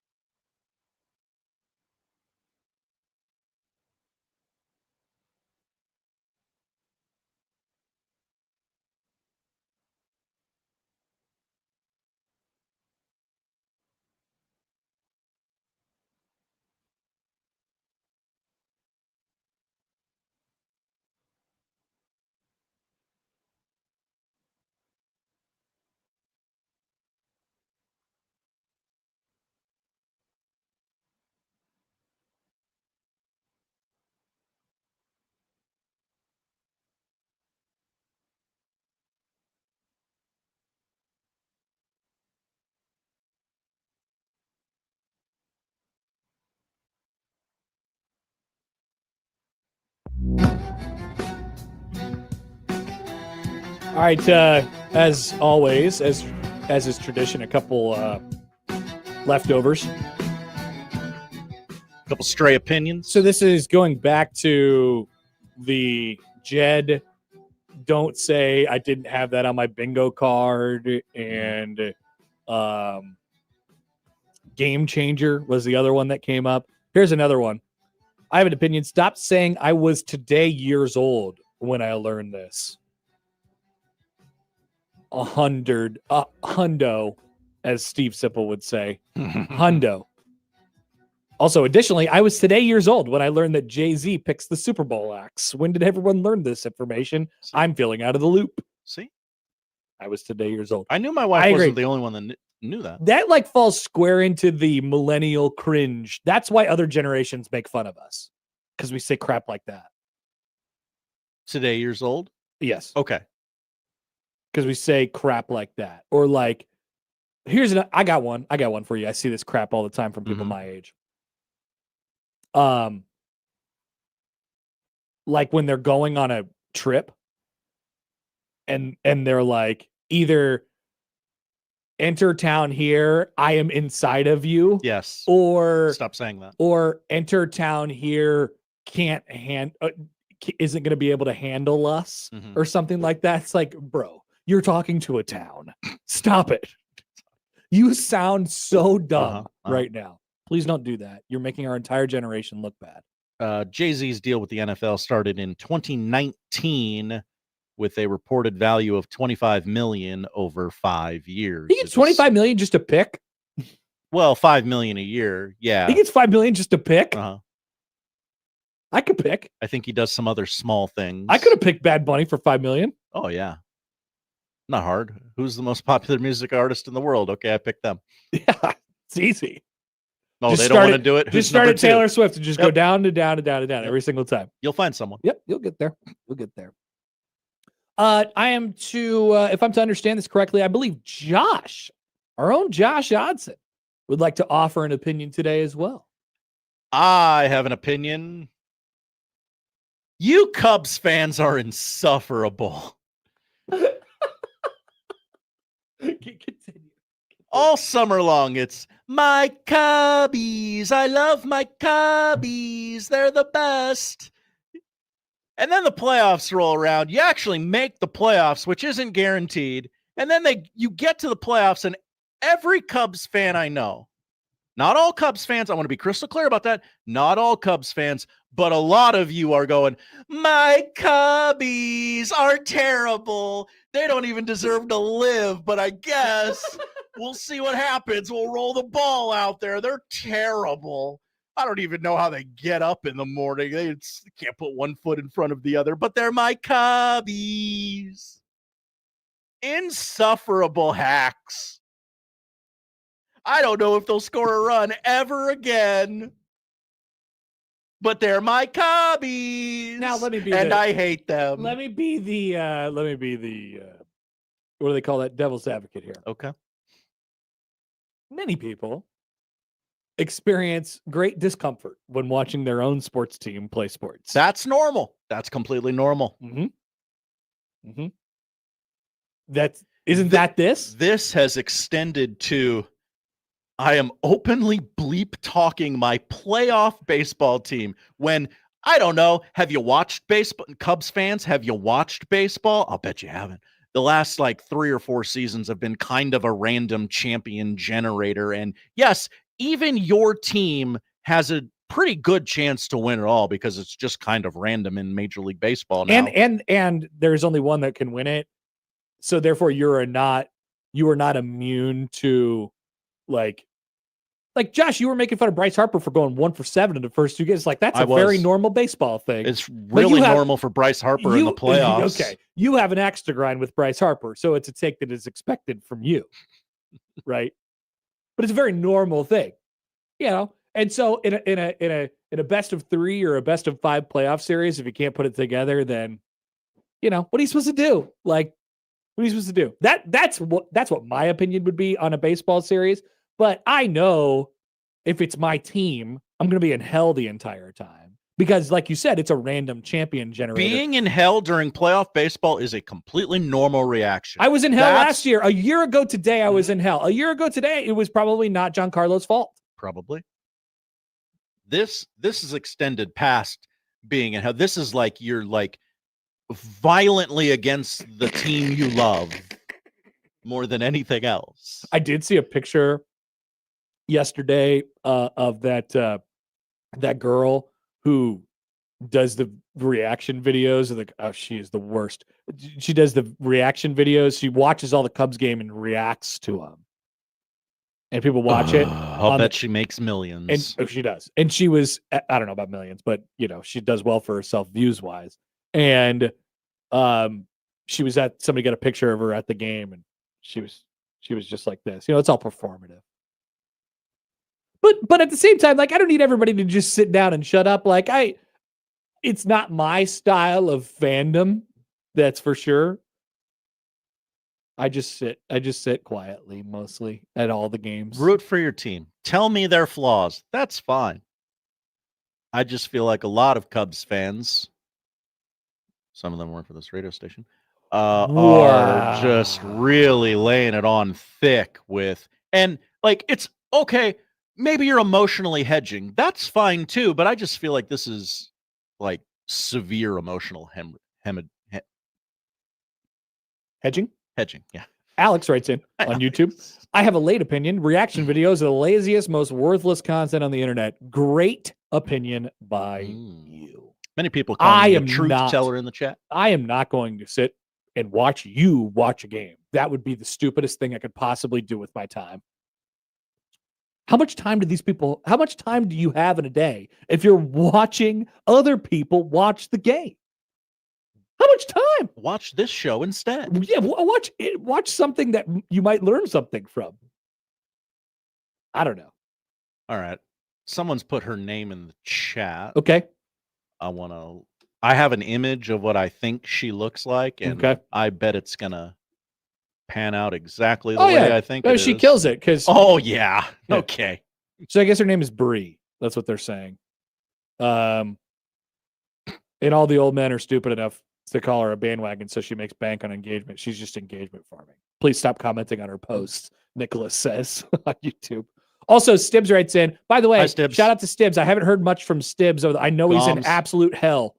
I've shared some texts with him. Even when the team is winning, it's hell. It is. Because it could fall apart instantaneously. It absolutely is. So shout out to you, Stibbs, for just chilling out. He says, I have a confession. I like watching song reaction videos. I just want to make sure, I do too, but I also want to make sure that they are genuine. Because I've seen some disingenuous song reactions before. Oh. Like where you can tell. The person has heard the song before. Okay. And like, I'm really supposed to believe that this is your first time ever listening to the song. But I know you're hamming it up. You're like, oh yeah, this is pretty good. I did used to enjoy, hey, we made our team listen to Queen for the first time ever. We made them listen to Nirvana. Like, I used to like that. Yeah. Yeah. They've run their course. I have some opinions I'd like to read. All right. Dan emails the show. Hi, Dan. This is the greatest take in the history of takes. Bravo, Dan. But also, we get this. Okay. From LLH. Hi, LLH. Everyone on the station needs to quit saying Cubbies that way. You mean like Cubbies? I think that's just an us thing for the record. That's just how Cubs fans talk about their team. Yeah. From Dwayne the Rock Hudson. Hello. Thank you, Odson. You brave truth teller, you. Here's Josh having a take and then cherry picking the comments of everyone saying that he has great takes. Just reading the takes, man. I love it. Just reading the takes. All right. When we come back, we'll see if we can get Josh's further opinions on new things that are happening in sports. I love new things. I love a changing of the guard. Things like that. Yes. And Big Ten Power Rankings with Tiers is coming up at the top of the hour. Yes. More to come on the Connor Happer Show on 1620 The Zone. Adam Sandler is coming to town as well. Sandman. 2 weeks from yesterday. You have 13 days. We'll draw before that for the winner. Or we'll have tickets prior to that, obviously. In fact, Unsportsmanlike Conduct will have them for the You're My Best Friend tour by the Sandman You can also find more details online, 1620thezone.com.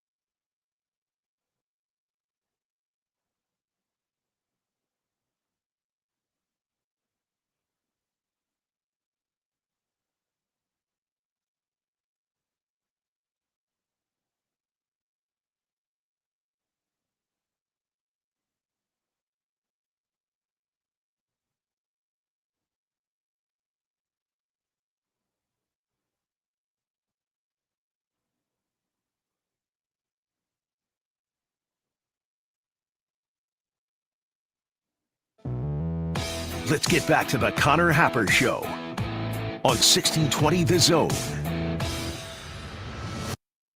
Oh, man. Remember Scott Shanley? Yeah, he doesn't come around here much anymore. No.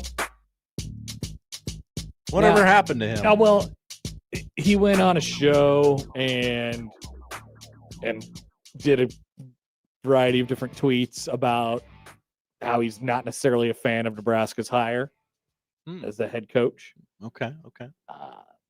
That's an opinion one can have. Don't see much of him. I just saw a tweet of his just a moment ago. It's an article from, or a tweet and a graphic from the Sporting News. Here's what it says. Sam Darnold and Baker Mayfield were once teammates on the Panthers. Today, they combined for 720 pass yards and 6 touchdowns. This tweet is clearly 3 days old. And Scott Shanley quoted it and said, "Coaching matters." Who was their coach when they were on the Panthers together? Matt. Just kind of judging the timeline, probably would have been Matt Rule. Matt Rule. All right, Husker fans, get in there. No, don't. What? No need to attack people, Josh. No need to attack people. Yeah, no need to attack people. This is what I would say. Lane just says, ouch. It's just ouch. I agree. Ouch. When your team loses, you just say, shucks. We're on to the next day. Yes, thank you, Lane. Oh, well, he has the right to not like him. Thank you. Very mature response. I agree. Whoa, a rational person in our YouTube An chat. incredibly rational take. Okay. All right, Josh, I want to get your opinion on a couple things. I have an opinion. Texas Tech yesterday, they said that they're rebranding. They are, they did a video. Have you seen Texas Tech's video? I have seen Texas Tech's video. They said that they were flattening or level the bevel, I believe is what they were doing. Level the bevel. Oh, no. So they are modernizing their double T logo. They're taking the bevel away. Josh has it in the lower third right now. And here it is coming in 2026. They just put a T on top of another T, but it's not beveled this time.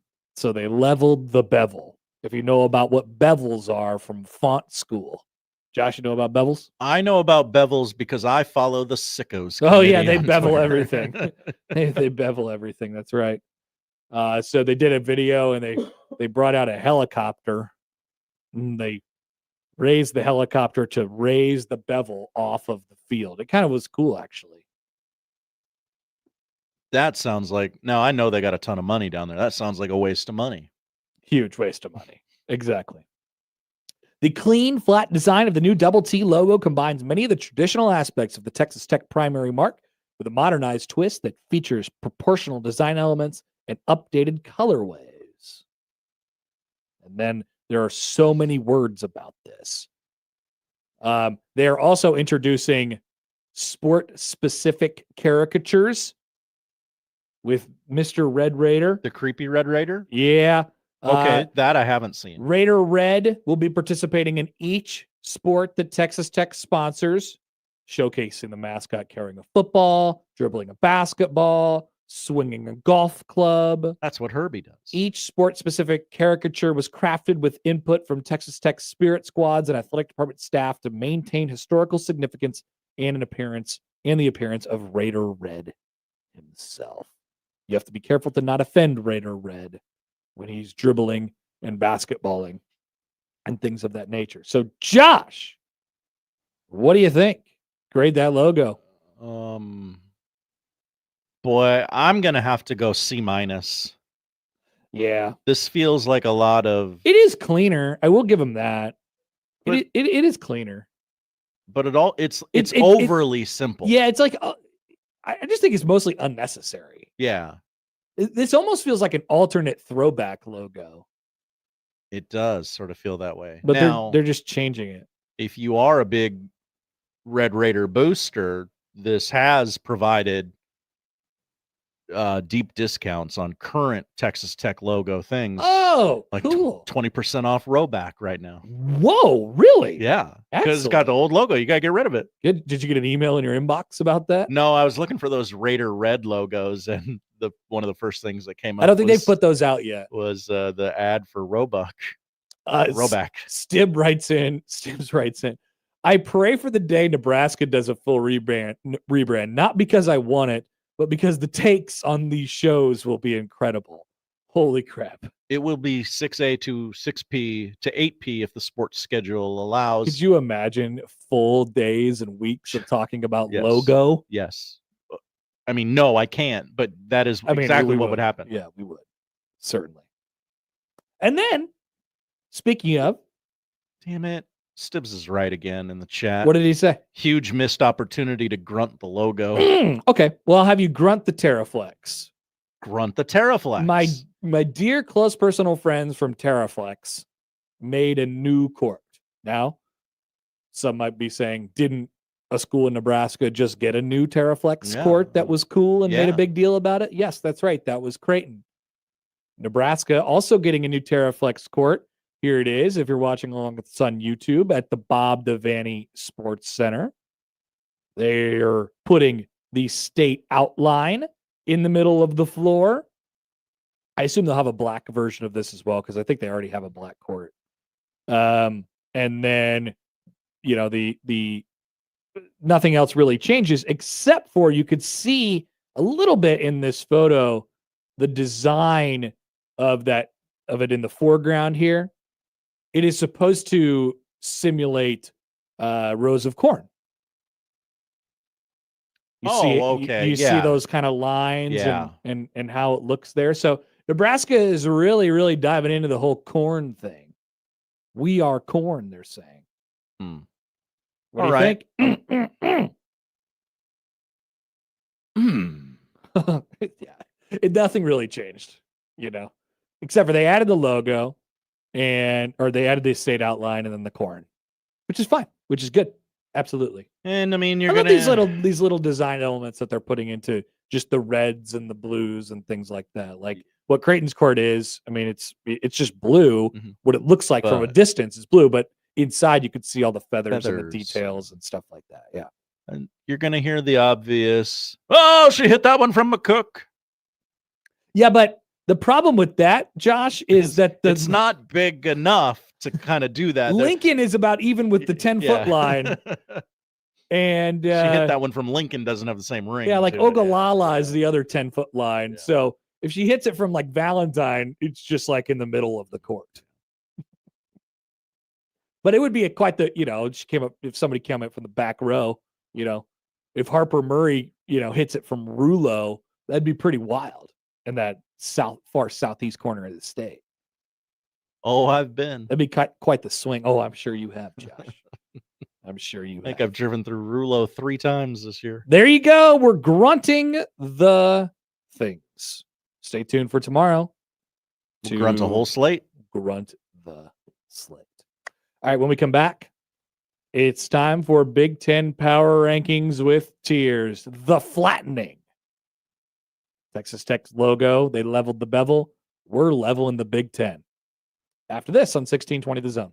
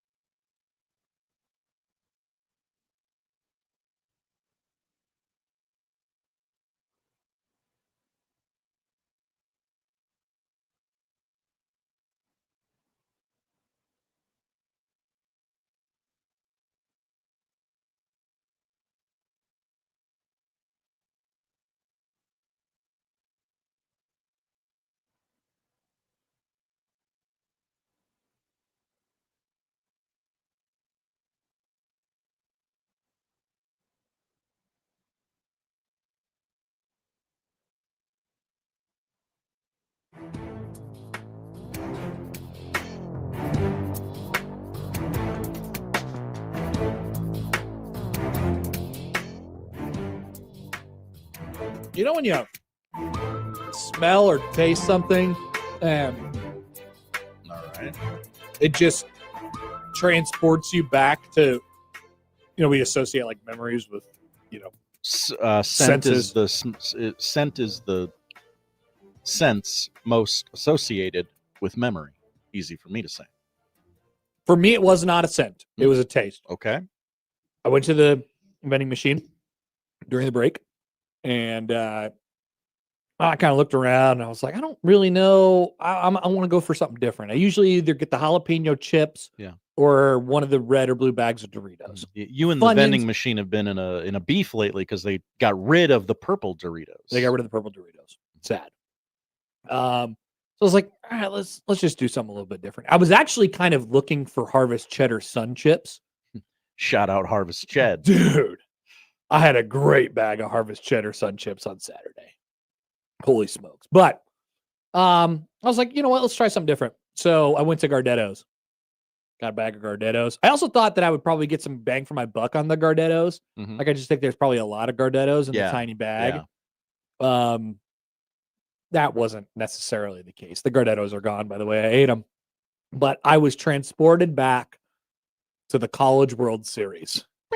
Because the only thing I eat during the College World Series is I scarf whatever food is in front of us in our face in a 2-minute time span. But when I'm not doing that, which is only 2 minutes during the day, I am constantly going to wherever the Gardetto's. Either they serve the Gardetto's in the media over there, or Chris brings Gardetto's for us in the snack. Oh, he drawer. should bring something different then. Yeah.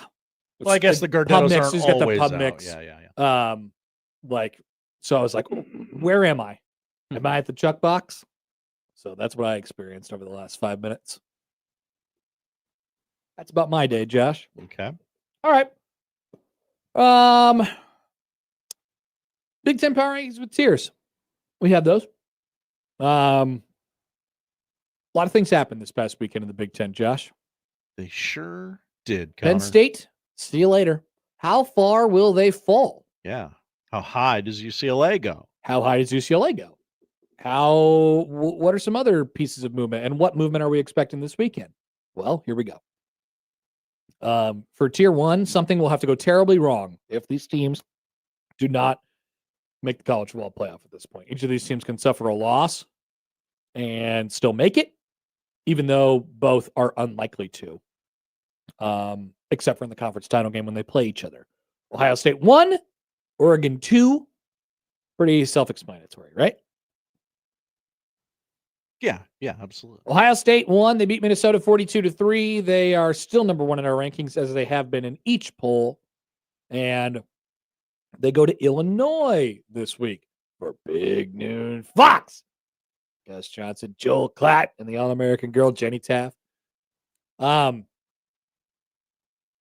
haven't got that Gus video yet, have we?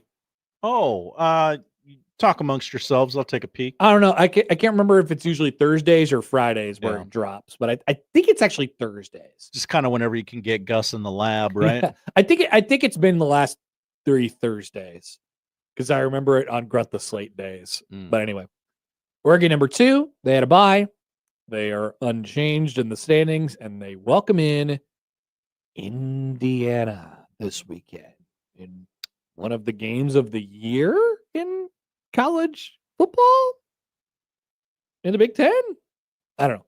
It's a big opportunity for Indiana, and another opportunity for Dan Lanning to stomp on the graves of his opponents. Anything from the Gus Johnson front, Josh? So yes, it is out.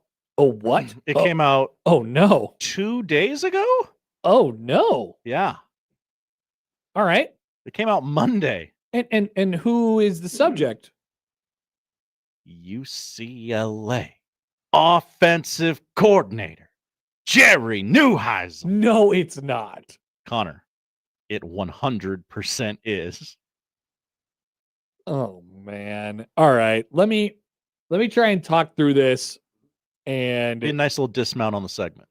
It would be, but I also have to talk and make sure this gets downloaded all and up onto the stream all at the same time. So it might be relatively difficult.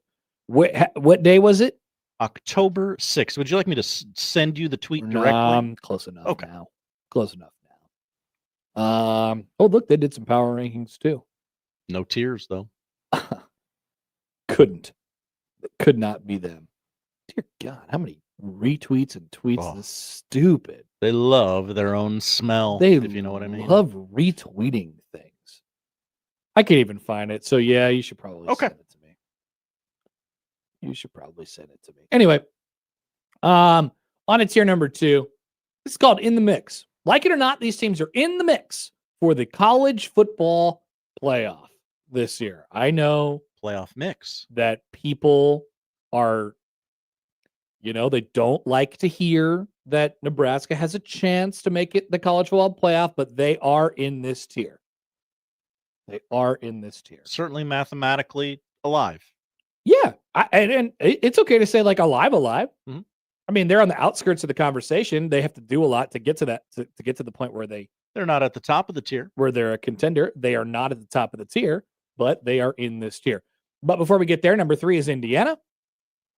Connor, Indiana's a wagon. They were they're not in the top tier until further notice. Obviously, if they win this week, they are. But no doubt about it. Mm-hmm. They're up a spot. They go to Oregon this week. Number 4, look at Michigan, just snaking their way back into the conversation. That is a perfect analogy. They're just laying low like a snake in the grass. Like, don't notice us. Don't talk about us. Yeah. We're here. We'll see if that holds this week. They play USC on the road. They beat Wisconsin 24-10. They are up a spot in the poll. Is this where Penn State comes in? No. Washington is number 5.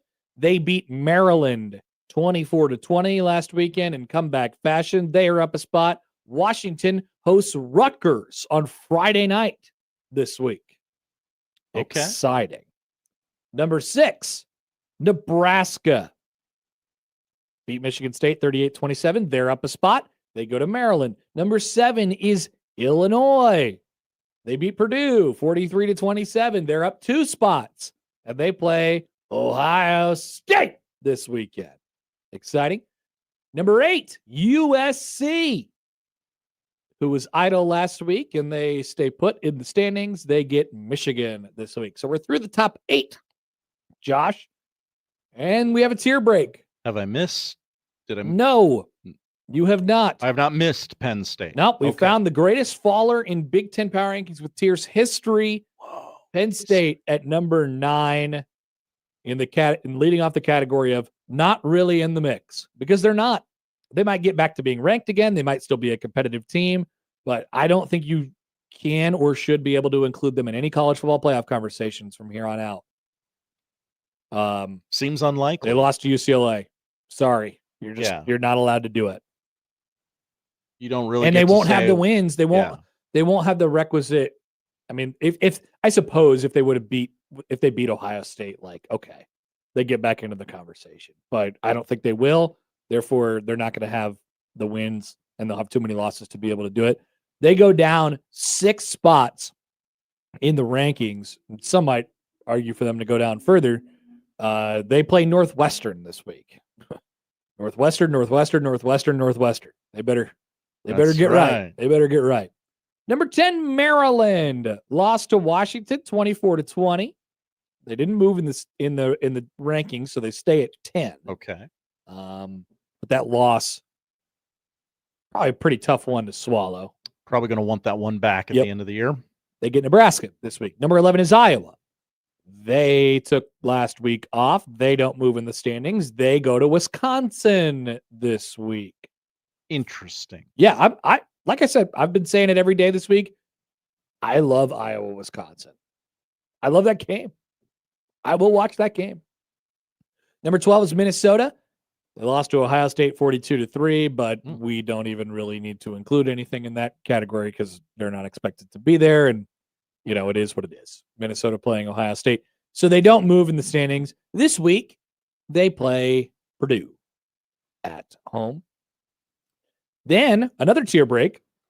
Definitely not in the mix but there are some frisky teams in here. Okay, let's go. Who's frisky? Number 13, Michigan State, who lost to Nebraska 38-27.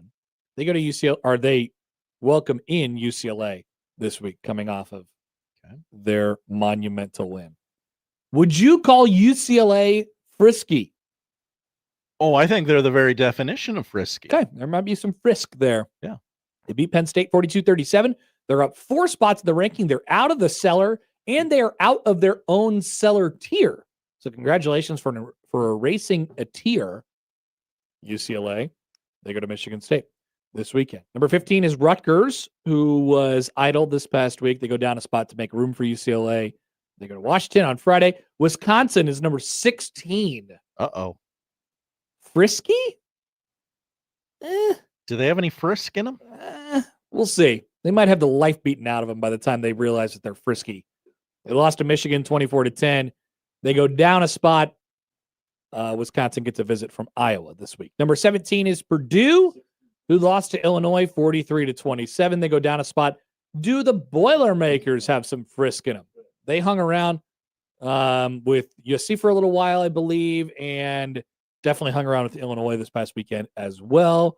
They go to Minnesota this weekend, a game that they can win. So keep an eye on Purdue and Minnesota.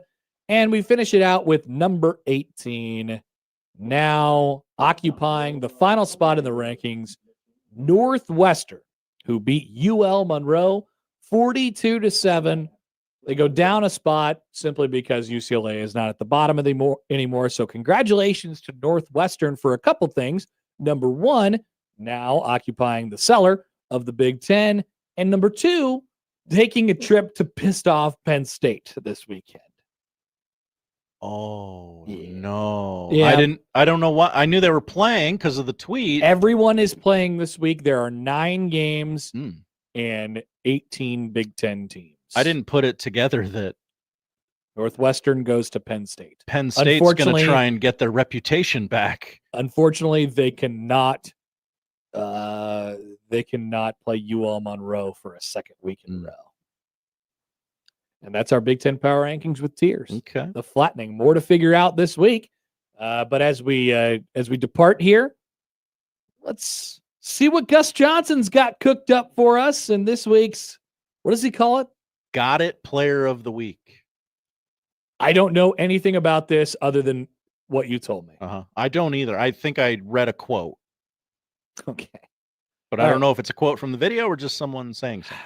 A weekly tradition, I guess. Here we go. We don't know what it is, but we know it when we see it. On Saturday, Jerry Neuheisel was carried off the field, which is something you very rarely see, when winless UCLA stunned number 7 Penn State 42-37. A man who had never been an offensive coordinator. A man who found out he was the OC only a couple days before. What's even crazier is the very same man left the field in the very same way 11 years ago as quarterback of UCLA. During a game I actually called. Jerry Neuheisel, this is your life, kid. College football is beautiful, man. The Bruins were 0-4 and hadn't led in a game all year. How does someone inspire the hearts of young men when it feels like all is lost? Jerry Neuheisel, you got it. All right. That was nice. Okay, so he settled in there. Yeah. Right? He's not quite punching it quite as much as he was in the first 3 weeks. Eastside Undertaker hit us hard. Captain Siggs or whatever hit us pretty hard. I'm thinking maybe he got a note from the network. Well, I just think you can only punch it so much when you're talking about Jerry Neuheisel. Right. But I did like the line of, he got carried off the field, something you rarely see. Like, it's just a normal sentence. And it's a throwaway comment for everyone else in the world. He got carried off the field. That's something you rarely see. Gus Johnson, he got carried off the field, something you rarely see. Shout out to Gus, man. He's going to be the head coach, right? Jerry? Yeah. Jerry Neuheisel, this is your life, kid. I was trying to make something happen there. I don't know. I mean, he just became an OC, I know, but he didn't even know how to work the headset 2 weeks they're ago. He's going to be there forever. I don't think that you could give him the keys to that right now. I'm not saying that it wouldn't. I'm not saying that it would be a bad move. He's clearly got a lot of passion for UCLA. Mm-hmm. So it might. So did Foster. It might work out in the long run, but I just don't know if you can. I just don't know if you can hire a 12-year-old to be your head coach at UCLA in the Big Ten. I think you're probably right, but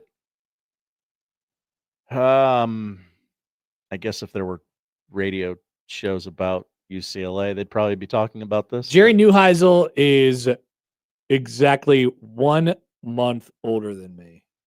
Could you be head coach at UCLA? I don't believe so, Josh. Okay. I don't know. It's not about it. I mean, I don't know. Maybe I could. I'm an adult. I love that you think you can do I'm things. You could. I'm a fully grown man. Like, what more do I have to learn? Said by the man who has so much to learn. He was a quality control at Texas A&M in 2017, and then came back. That's his 1 year ever away from UCLA. GA for 3 years, wide receiver coach, tight end coach, and then that leads us to this year where he has been the associate head coach, tight end coach, and now the interim offensive coordinator. Okay. Not interim head coach, because I see some people think that he's the interim head coach. He's the interim offensive coordinator. Like, you'd be better off just hiring the skipper guy, and then he keeps him. Do you tell the head coach, you got to keep this guy? That's the OC. Or I don't think he's got to be on the staff. He's got to be on the staff. If you hire the interim, if you hire Skipper, then there wouldn't be a problem. But you can't tell. You can't go out and make a new hire and say you have to keep this OC.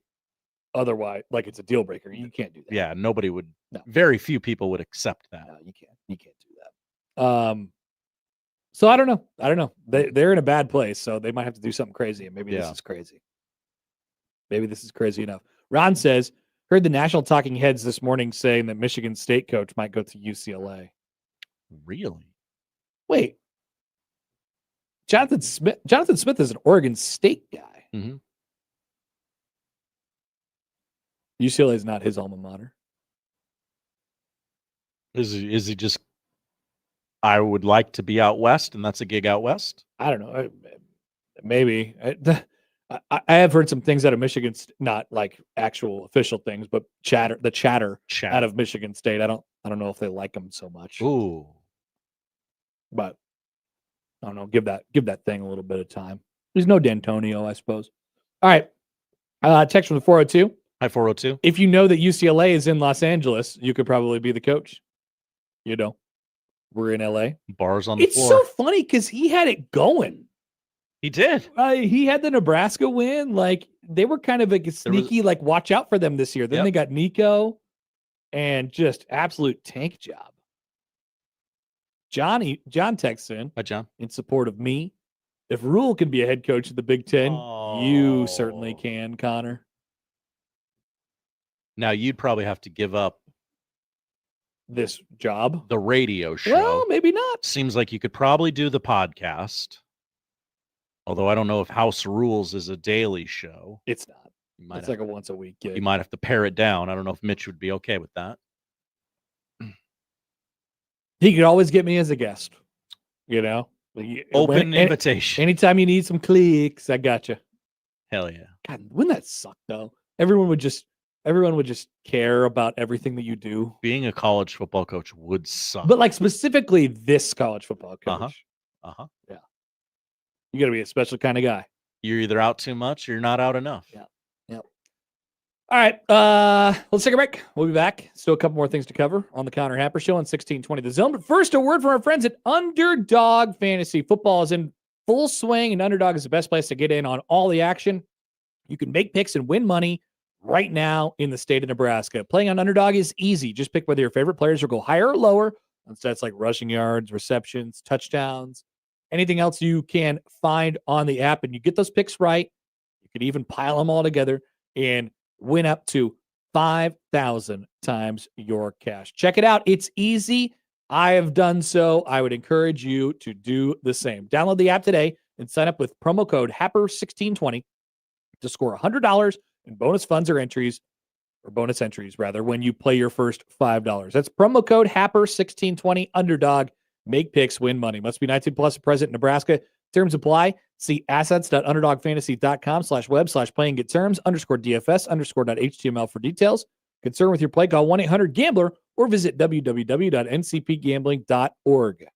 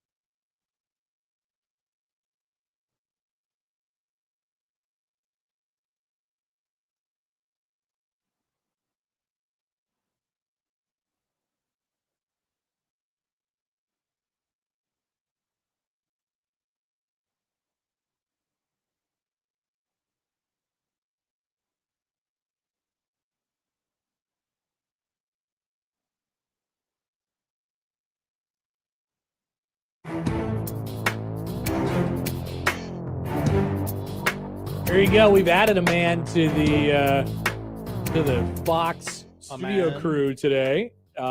We got A-Rod, we got Big Papi, you know Big Papi. We got Jeets, and we got, looks like Dontrell Willis. That's right. Somebody was wondering the other day where Dontrell Willis was. There he is. I found him. And Kevin Wasn't Burkhardt. so hard now, was it? And Kevin Burkhardt had to announce the news that the Tigers and Seattle game was moving over to something called FS2 yesterday. Hello.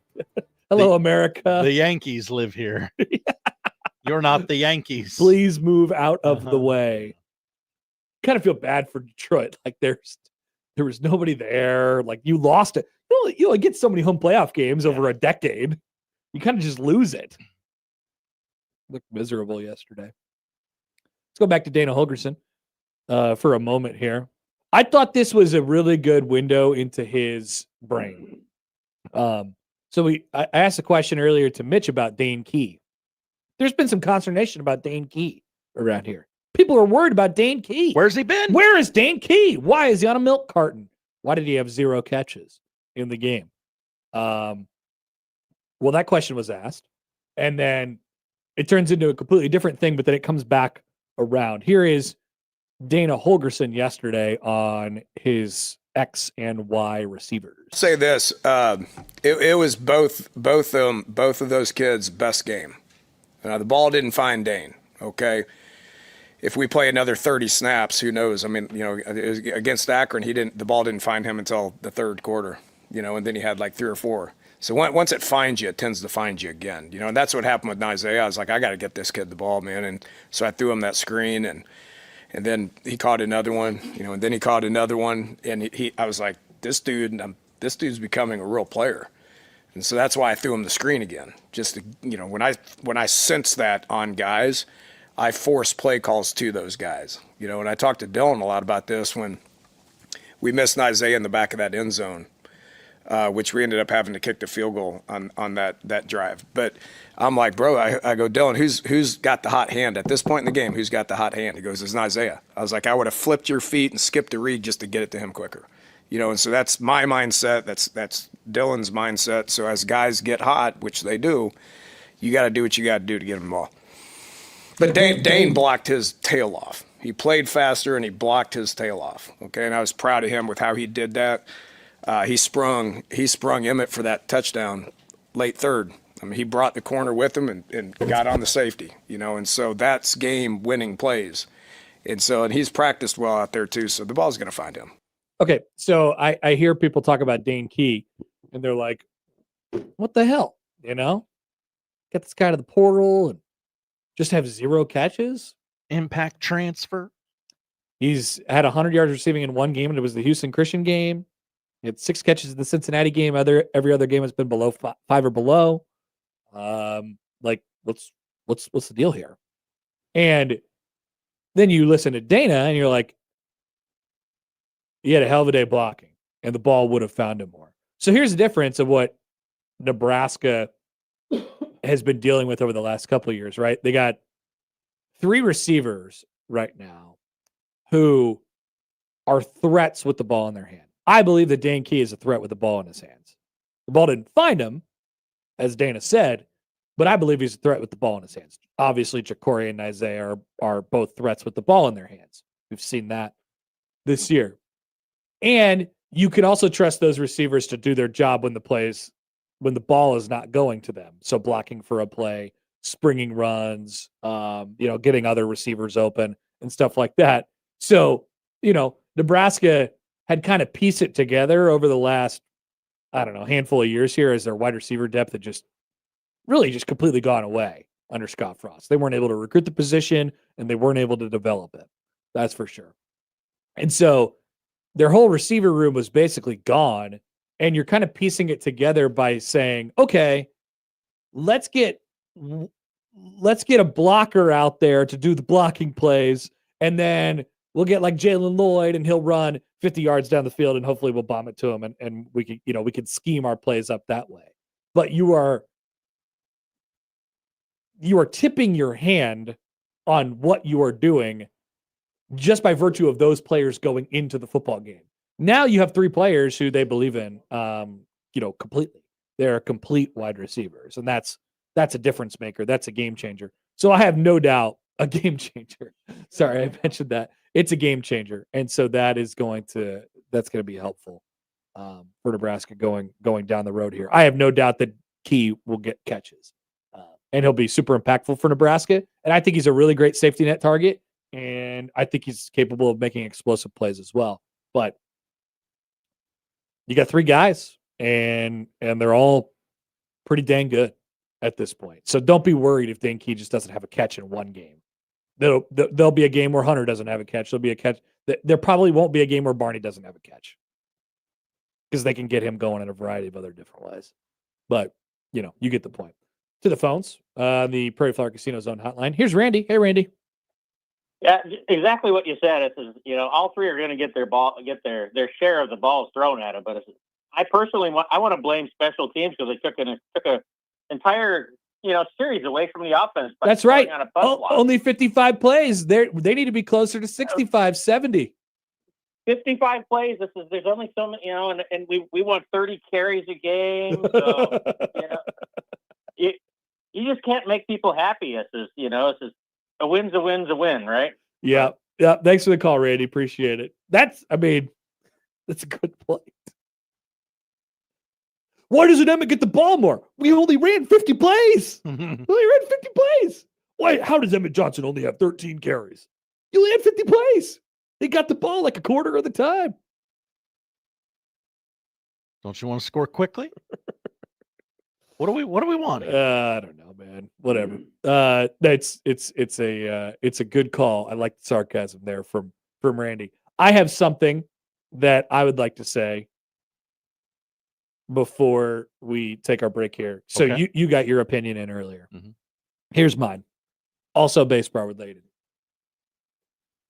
This is hard for me. All right. So there's this thing that happens now, and it's mostly just old man Happer being pissed at the internet again. Oh, okay. But I really believe it's baseball illiteracy, and it's baseball illiteracy that the internet has created. Because you remember John Boy? I do. What made John Boy famous? Breakdowns. But specifically the No. Astros one. Yeah. The Astros won, right? They were looking back at all the things, and they were listening for the trash can bangs and what Altuve was doing, and they didn't rip his shirt off, all this stuff. So people are looking for this crap now, and they're looking for the next sign stealing scandal. So let me tell you this: when there's a shot, whether it be the regular home plate shot, or last night I saw one of the Cubs Brewers game where they had a camera inside the base. They had a camera inside the base on second base, and it caught the Brewers runner signaling to his batter, trying to signal which pitch was coming based off of what he saw. And people on the internet are like, wait a minute, classic, just stealing signs, nobody's going to talk about this. This is crap. You guys are idiots. Please delete your account, and please delete your brains. So, come on. This is legal. It's legal and a part of the game. Everyone does this. They teach it in Little League. It's fundamental. If the catcher is flashing, and it's not, and they're not flashing signs through their legs anymore, but there's other ways you could do it, and there's other ways that you could signal to the player. This is the advantage that you get by getting a runner on second base. You get to tell him, if he has the mental capacity to take in all that information, you get to try and warn him either where the pitch is going to be thrown, where the pitch is attempted to being thrown, or what the pitch actually is. And it's up for you as a pitcher and a catcher and a managerial dugout, whatever it is, to not let it happen or trick them into thinking something else is coming. It's not illegal. You haven't gotcha'd anybody. You're an idiot. Poll questions, and we'll tell you what to watch next on 1620 The Zone. The Connor Happer Show. Follow us on Twitter @Happer Show for all the latest news and views. We may even say something interesting once in a while. Unlikely. Really, guys?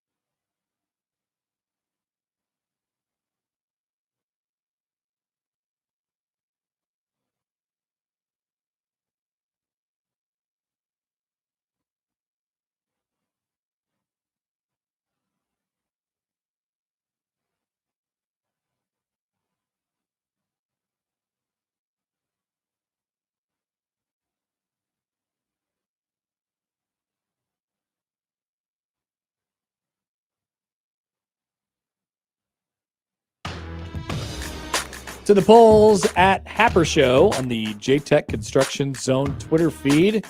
Here we go. Have you been overly Glenn Powelled?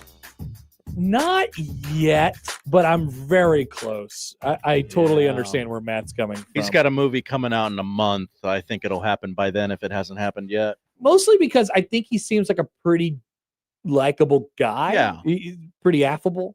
There's a reason he's doing all the things. 52% say no. I voted no, by the way. I'm not quite there yet. Do you like moments? Love the moments. Judge. Well, yeah. Aaron Judge at that home run. That was a moment. 91% say yes. Are we all baseline camera sheep? No, I don't think so. Yes, you are. 74% say yes. I mean, you're anti-baseline camera sheep. Sure. Okay. That's what you are. Maybe poorly written by me. Do you know about jet dry? Yeah, somebody was accusing me of not doing the dishes earlier. That is not true. Well, I just don't buy the soap. You're never home, so That's not true either. I just don't buy the soap. okay. I don't buy the soap. I put the pod in the dishwasher and it's done. That's right. And I wash the dishes before they go into the dishwasher. And people will say, "Well, that's what the dishwasher's for." No, you got to scrub it. You got to get it. You got to, yeah. I was doing them dishes yesterday, Josh. Don't tell me I don't do the dishes. I cooked yesterday, so I didn't have to do the dishes. Interesting. Sometimes I do both. Yet I woke up to dirty dishes on the counter. Whoa. What? Who was that a shot at? Whoever was supposed to do the dishes. Apparently it was me too. Do you know about jet dry? No. 82% say yes. Could Connor Happer be the coach of UCLA? No, I don't think so. I don't. Ultimately, no. I'm going to support my friend here and say yes. 53% say yes. Oh, cool. All right, those are the polls. Josh, what are we watching tonight? We got baseball and a lot of it. It begins at the top of the hour here. Mariners looking to eliminate the Tigers. Eliminate them. FS1 is where your AL games will be played today.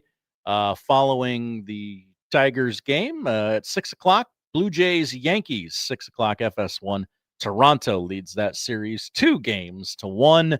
On the NL side of things, you will want to watch TBS at 4 o'clock for Brewers and the terrible Cubbies. Okay. They can't even buy a hit. 4 o'clock start time there. Brewers lead 2-0. And watch the Phillies try against the Dodgers at 8 o'clock. Dodgers lead that series 2-0. Connor, I am obligated to tell you that every day for the next 49 days, there is a game of football on our televisions. Whoa. It starts. What's football tonight? Let me tell you. Missouri State at Middle Tennessee State. Oh, nice. 6:30 on ESPN2. At 7 o'clock, the Libs of Liberty take on UTEP. That game is on CBS Sports Network. Is it really a football game if it's those two football games? I feel no obligation to watch it, therefore I will not. Game 3 of the WNBA Finals tonight. Vegas and Phoenix, 7 o'clock on ESPN. Vegas leads that best-of-7 series, 2-0. Hockey doubleheader on TNT. That's right, the NHL is underway. Bruins and Caps at 6:30, followed by Kings and Knights at Golden Knights, 9 o'clock TNT. And finally, where do the Devils play? When did the Devils play? I'm surprised they haven't been on TV yet. It's been a while. It's day 2 of the season, and the Devils have not been on TV. NBC tonight at 11:35. Late night with Seth Meyers. Why are you saying that? Why are you saying that way? Following the release of The Life of a Showgirl, Taylor Swift joins Seth Meyers as the only guest on tonight's show. Wait. Seth Meyers? Like the Late Show? Yeah. The thing that's on after Fallon. Oh, did she go on Fallon already? Yes, she went on Fallon Monday. Today she's on Seth Meyers. She's the only guest on Seth Meyers. So they'll have her for like 45 minutes. That's cool. I went to Seth Meyers once. You did? Yeah. Had a great time. That was great. John Malkovich was there. You watched a Jimmy Fallon bit. I did. That's right. He was acting like Trump before it was cool to do Trump stuff. Actually, I think it was this would have been like January of 17. So he had just been elected. Good times. Great times, Josh. Indeed. Thank you, Josh. Thank you, Con. That is what we're watching tonight, and that is the show. If you missed anything, 1620thezone.com is where you can find it. The crossover is next.